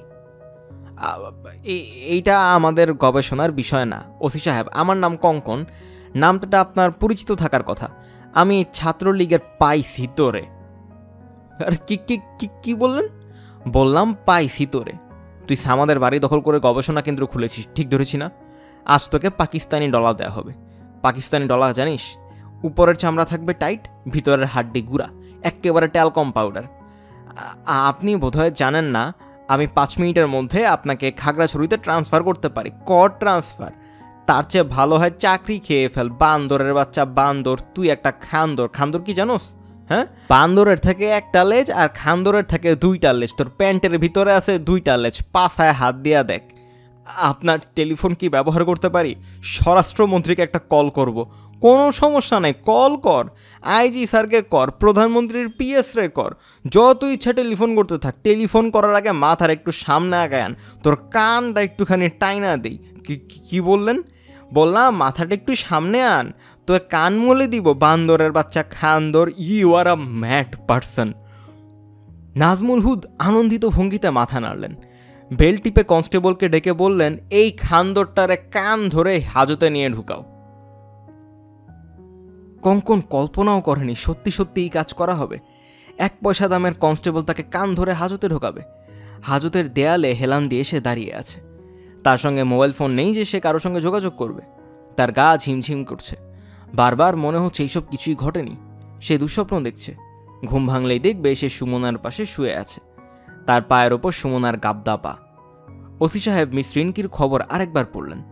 তার মেজাজ আরও খানিকটা খারাপ হলো। তিনি গাধা নাম কেটে লিখলেন খান্দর খান। এতে তার মন খানিকটা শান্ত হলো। ক্ষয়ের অনুপ্রাসটা ভালো লাগছে। এই সময় থানায় ঢুকলো কেয়া খেয়ার বাবা আফতাব। সে ভয়ে ভয়ে বলল, স্যার, আমার মেয়ে 2টার সংবাদ দিতে এসেছি। ওদের নাম। হাজতে ঢুকে যাও, দেরি করবা না। 1 থেকে 3 পর্যন্ত গুনবো, এর মধ্যে হাজতে ঢুকবা। আপনি কি বললেন বুঝলাম না স্যার। কোথায় ঢুকে যাব? হাজতে ঢুকে যাবে, আর কোথায়? আমার মেয়েরা কি আপনাকে উল্টাপাল্টা কিছু বলেছে? ওদের কথা বিশ্বাস করার কিছু নেই। ঘাউ। হ্যাঁ, বিকট ঘাউ সে আশা করেনি। ওসি সাহেব সামাদের কাছে ঘাউ শুনেছিলেন, তার মস্তিষ্ক ঘাউ জমা করে রেখে দিয়েছিল, সময় বুঝে বের করেছে। আফতাব বিড়বিড় করে বলল, স্যার আমি নিরপরাধ, ঘাউ ঘাউ। সেকেন্ড অফিসার এবং দুজন কনস্টেবল ছুটে এলো। আফতাব বলল, জবেদার নিজে ফাঁসিতে ঝুলেছে, আমি নামাতে গেছি, মেয়েরা এটা বুঝে নাই, তারা ভেবেছে আমি ফাঁসিতে ঝুলে আছি। কে আখে আর মা, সে ফাঁসিতে ঝুলল কেন, তার সমস্যা কি? জানি না স্যার, কি সমস্যা? তোর কি সমস্যা? আফতাব চুপ করে আছে, তার কলিজা শুকিয়ে আসছে। 3 বছর আগের ঘটনা সবাই ভুলে বসে আছে, আজ হঠাৎ কি হয়ে গেল? পুলিশ ইনভেস্টিগেশন হয় নাই? ও হয়েছিল, পুলিশ রিপোর্ট দিয়েছিল আত্মহত্যা। পুলিশকে কত টাকা দিয়েছিলি? 3,24,000, ভিটামাটি সব গেছে। ম্যাজিস্ট্রেট খবর দিয়ে আনাচ্ছি, ম্যাজিস্ট্রেটের সামনে জবানবন্দি দিবি, যা ঘটেছে সব খুলে বলবি। স্যার আমার ফাঁসি হয়ে যাবে, বাচ্চাগুলোকে কে দেখবে? আমি দেখব। সেকেন্ড অফিসার, হ্যান্ডকাফ পরায় চেয়ারের সাথে আটকে দাও। ম্যাজিস্ট্রেটকে খবর দাও, বদমাইশটা জবানবন্দি দিবে। এই দিবি না? জি স্যার দিব। যে ওসিকে ঘুষ দিয়েছিলি তার নাম কি? স্যার ওনার নাম গফুর, মুখে বসন্তের দাগ। কঙ্কনকে হাজত থেকে বের করা হচ্ছে। সে বলল, খবর তাহলে হয়েছে। ওসি সাহেব নিশ্চয়ই পাতলা পায়খানা শুরু করেছেন, কাপড় চোপড় নষ্ট করে ফেলার কথা। সেকেন্ড অফিসার বললেন, তোরে ডলা দিতে নিয়ে যেতেছি, ফিমেল হাজত খালি, ওইখানে তোরে ডলা দেওয়া হবে, ওসি সাহেবের হুকুম। কঙ্কন হতভম্ব গলায় বলল, ওসি সাহেবের না হয় মাথা খারাপ। ভাই আপনার কি মাথা খারাপ? আমি ছাত্রলীগের বিশিষ্ট কর্মী, বঙ্গবন্ধু গবেষণা কেন্দ্রের পরিচালক, আমি ছাত্র জীবনে ছাত্রদল করছি। আমি আপনাকে পাকিস্তানি ডলা আমি নিজেই দিব। 15 মিনিট ডলার পর আপনি যদি স্বীকারোক্তিমূলক জবানবন্দি দেন তাহলে ডলা বন্ধ হবে, তা না হলে ডলা চলতেই থাকবে। তুলতুলা শরীর যা বানিয়েছেন, ডলা দিতেও আরাম হবে। কঙ্কনের মুখে স্কচ টেপ লাগানো হলো, কোনো রকম শব্দ করার তার আর উপায় রইল না। আফতাব ম্যাজিস্ট্রেটের কাছে জবানবন্দি দিয়েছে, সেই স্ত্রী হত্যার দায় স্বীকার করেছে। ওসি সাহেবের ঘাউ শব্দই তার জন্য কাল হয়েছে। কঙ্কনও ম্যাজিস্ট্রেটের কাছে জবানবন্দি দিয়েছে, তবে তার জন্য পাকিস্তানি কৌশলের প্রয়োজন পড়েছে। কঙ্কন বলেছে, আমি ছিনতাইয়ের উদ্দেশ্যে বের হয়েছিলাম, পুলিশ কি করে যেন টের পায়, দৌড়ায় আমাকে ধরে ফেলে। আমার পকেটে যে পিস্তল পাওয়া গেছে এটা আমার, বুক পকেটের খুঁটটা এক নাপিতের দোকান থেকে সংগ্রহ করছি। প্রয়োজনে ব্যবহারের জন্য পিস্তল, খুর, চাপাতি, রামদা, পুলিশের সংগ্রহ সবসময় থাকে। কাঙ্কনের সঙ্গে তার স্ত্রী সুমনা টেলিফোনের কথাবার্তার মূল কাহিনীর জন্য জরুরি না, তারপর উদ্ধৃত লোভ সামলাতে পারছি না। পুরো টেলিফোনের কথাবার্তা ওসি সাহেবের সামনে হয় এবং কথাবার্তা রেকর্ড করা হয়। বিচার পর্ব শুরু হওয়ার পর স্বামী স্ত্রীর কথাবার্তা আলামত হিসেবে কোর্টে জমা দেওয়া হবে। হ্যালো সুমনা, সারাদিন কোনো খোঁজ নাই, মোবাইল হারিয়ে ফেলেছি। তোমার তো উচিত ছিল আজ একটা মোবাইল কেনা, তুমি কোথায়? আমি ধানমন্ডি থানায়। থানায় কেন, কোনো সমস্যা? কথা বলছো না কেন? হ্যালো, আমি ধরা পড়েছি সুমনা। কি করেছো যে ধরা পড়েছো? কথা বলো না কেন? ছিনতাই। ছিনতাই মানে? তুমি ছিনতাই করেছো? করার আগেই ধরা পড়েছি। এই পর্যায়ে সেকেন্ড অফিসার চাপা গলায় বললেন, আপনার পকেটে কি পাওয়া গেছে ভাবিকে কাইন্ডলি বলেন, না বললে আবার পাকিস্তানি ডলা। হ্যালো হ্যালো, পুলিশ আমার পকেটে পিস্তল আর খুর পেয়েছে। পিস্তল? কার পিস্তল? আমার। হায় খোদা, তুমি কি বলো? সেকেন্ড অফিসার বললেন, ভাবিকে আই লাভ ইউ, আজ Valentine's day. Sumana, I love you. আজ ভ্যালেন্টাইন্স ডে জানার পর ওসি সাহেব খানিকটা বিমর্ষ হয়ে পড়লেন। কাকতালীয়ভাবে তখন তার কাছে একটা টেলিফোন এলো, এক নারী কণ্ঠ। হ্যালো, আপনি কে, কাকে চান? ধমকাচ্ছেন কেন? পুলিশে চাকরি করেন বলে কেউ টেলিফোন করলেই ধমক দিয়ে শুরু করবেন? সরি বলুন। আপনি কে, কি চান? আমি রিনকি, আমি কিছু চাই না। মিস রিনকি, ক্ষমা চাই, ক্ষমা চাই, ক্ষমা চাই। একবার ক্ষমা চেয়েছেন যথেষ্ট, 100 বার ক্ষমা চাই বলতে হবে না। আপনি আমাকে টেলিফোন করবেন চিন্তাই করিনি। ম্যাডাম, আপনাকে অভিনন্দন জানাতে ভুলে গিয়েছি। অভিনন্দন কেন? আমি কি করেছি? আপনার বিয়ের খবরটা কাগজে পড়লাম, হাওয়া থেকে পাওয়া ছবিসহ নিউজ, আপনাকে সুন্দর দেখাচ্ছে। আপনি মনে হয় নিয়মিত কাগজ পড়েন না। নিয়মিত কাগজ পড়লে জানতেন যে মাসে একবার আমার বিয়ে হয়। ও মাই গড, বিয়ে করেননি? আমার বুক থেকে মনে হচ্ছে 2 মণ ওজনের গ্রানাইট পাথর নেমে গেছে। আমার বিয়ে হয়নি তাতে আপনার বুক থেকে পাথর নামলো কেন? না মানে আমি আপনার ভক্ত তো, ভক্তদের কাছে নায়িকার বিয়ে হওয়া দুঃসংবাদ। আমি কি বোঝাতে পেরেছি? জি পেরেছেন। আচ্ছা শুনুন, আমি না খুবই অসুস্থ, জ্বর, একটু আগে থার্মোমিটার দিয়ে মেপেছি 102। আপনি কি আমাকে দেখতে আসবেন? এক্ষুনি আসছি, ঠিকানা বলুন। খালি হাতে আসবেন না, ফুল আনবেন, আজ ভ্যালেন্টাইন্স ডে। অবশ্যই ফুল আনবো, অবশ্যই অবশ্যই। আপনি আবার ভেবে বসবেন না যে আমি আপনার প্রেমে পড়েছি। আমি ভাবছি না, নায়িকারা নায়কদের প্রেমে পড়ে, খাকি পোশাক পরা পুলিশের প্রেমে পড়ে না, নিয়ম নেই। ওসি সাহেবের সঙ্গে 2000 টাকা ছিল। তিনি সেকেন্ড অফিসারের কাছ থেকে 3000 টাকা ধার করে 5000 টাকার গোলাপ কিনলেন। 5 টাকা করে গোলাপের পিস, 1000 গোলাপ পাওয়া গেল। যেদিন তার স্ত্রী রেহনুমা মারা যায় সেদিন ভোরবেলায় তিনি তার স্ত্রীকে 1000 গোলাপ উপহার দিয়েছিলেন। জনৈক মন্ত্রী টেলিফোন করেছেন। ওসি সাহেব থানায় নেই। টেলিফোন ধরলেন সেকেন্ড অফিসার। মন্ত্রী মহোদয় বললেন, আপনি কি অফিসার ইনচার্জ? জি স্যার, ওসি সাহেব অপারেশনে গেছেন। আমি সেকেন্ড অফিসার, আমার নাম আখলাক। কঙ্কন নামে কেউ কি আপনাদের কাস্টাডিতে আছে? জি স্যার। তিনি আমাদের একজন বিশিষ্ট কর্মী, তাকে ছেড়ে দেওয়ার ব্যবস্থা করতে হবে। অবশ্যই স্যার, আমি নিজে গাড়ি করে বাসায় পৌঁছাই দেব। ধন্যবাদ। আপনার নামটা যেন কি? আখলাক।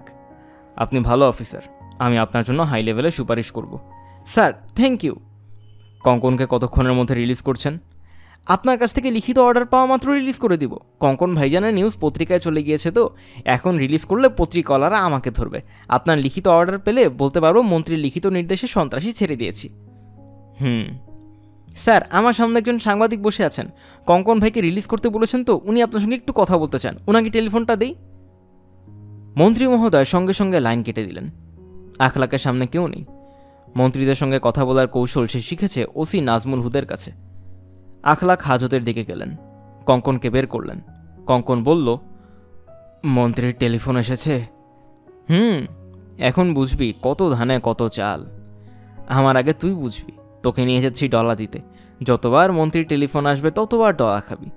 ভাই, আমি তো জবানবন্দি দিয়েছি। আপনি বলছিলেন জবানবন্দি দিলে আর ডলা দিবেন না। ভাই, আপনার পায়ে ধরি, আমার স্ত্রীর সঙ্গে একটু যোগাযোগ করায় দেন। আমি তাকে বলবো যেন আর কোনো মন্ত্রীর সঙ্গে যোগাযোগ না করে। আপনাকে আমি ভাই ডাকলাম, ধর্মের ভাই। আখলাক কঙ্কনকে তার স্ত্রীর সঙ্গে যোগাযোগ করিয়ে দিল।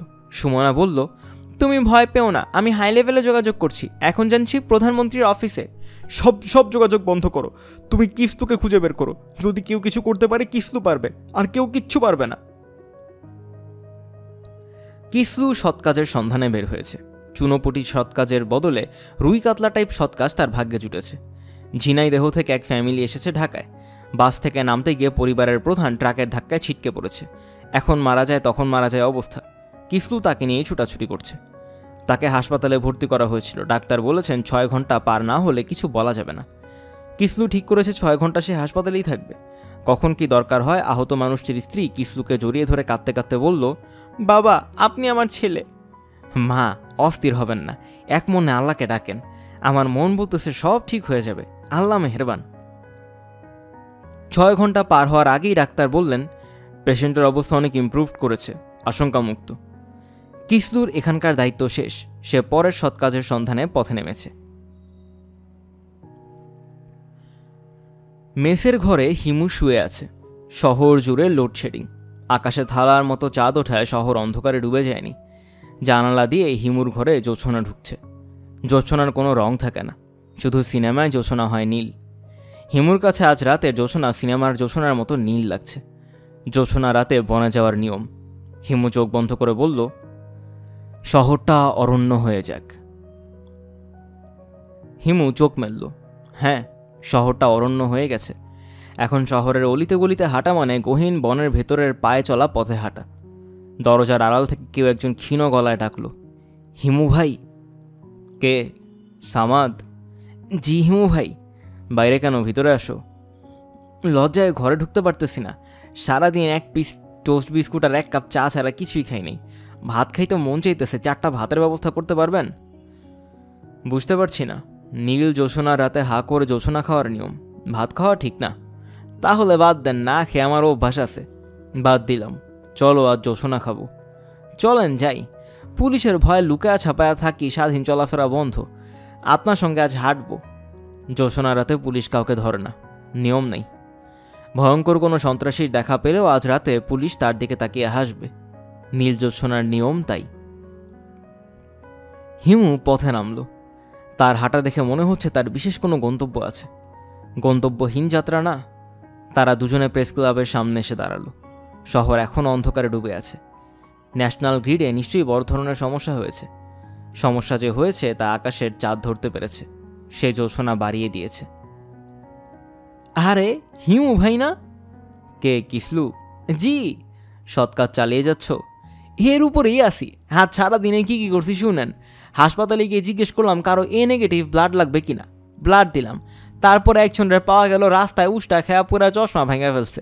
চশমা ছাড়া কিছুই দেখে না, আন্ধা। তারে বাড়িতে নিয়ে গেলাম। সে আমারে ছাড়বে না, ভাত খাওয়াবে তারপর ছাড়বে। কিসলু, সৎ কাজের বর্ণনা বন্ধু। আমি সামাদের সঙ্গে পরিচয় করিয়ে দিই।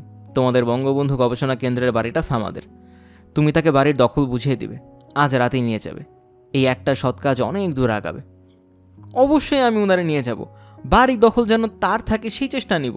হিমু ভাই, আমি অনেক দূর আগাইছি, এখন অনেক কিছু বুঝতে পারি। কীরকম? সামাদ ভাই সারাদিন কিছু খান নাই, উনার ভাত খেতে ইচ্ছা করতেছে, এটা পরিষ্কার বুঝতে পারতেছি। ঠিকই বুঝেছ। তুমি আর অনেক দূর যাবে। চলো হাঁটতে বের হই। উনার খাওয়ার ব্যবস্থা কি করি? না। তারা তিনজন হাঁটতে হাঁটতে ধানমন্ডি লেকের পাড়ে চলে এলো। কিসলু বলল, জোস না ফাইটটা পড়তেছে, ঠিক না হিমু ভাই?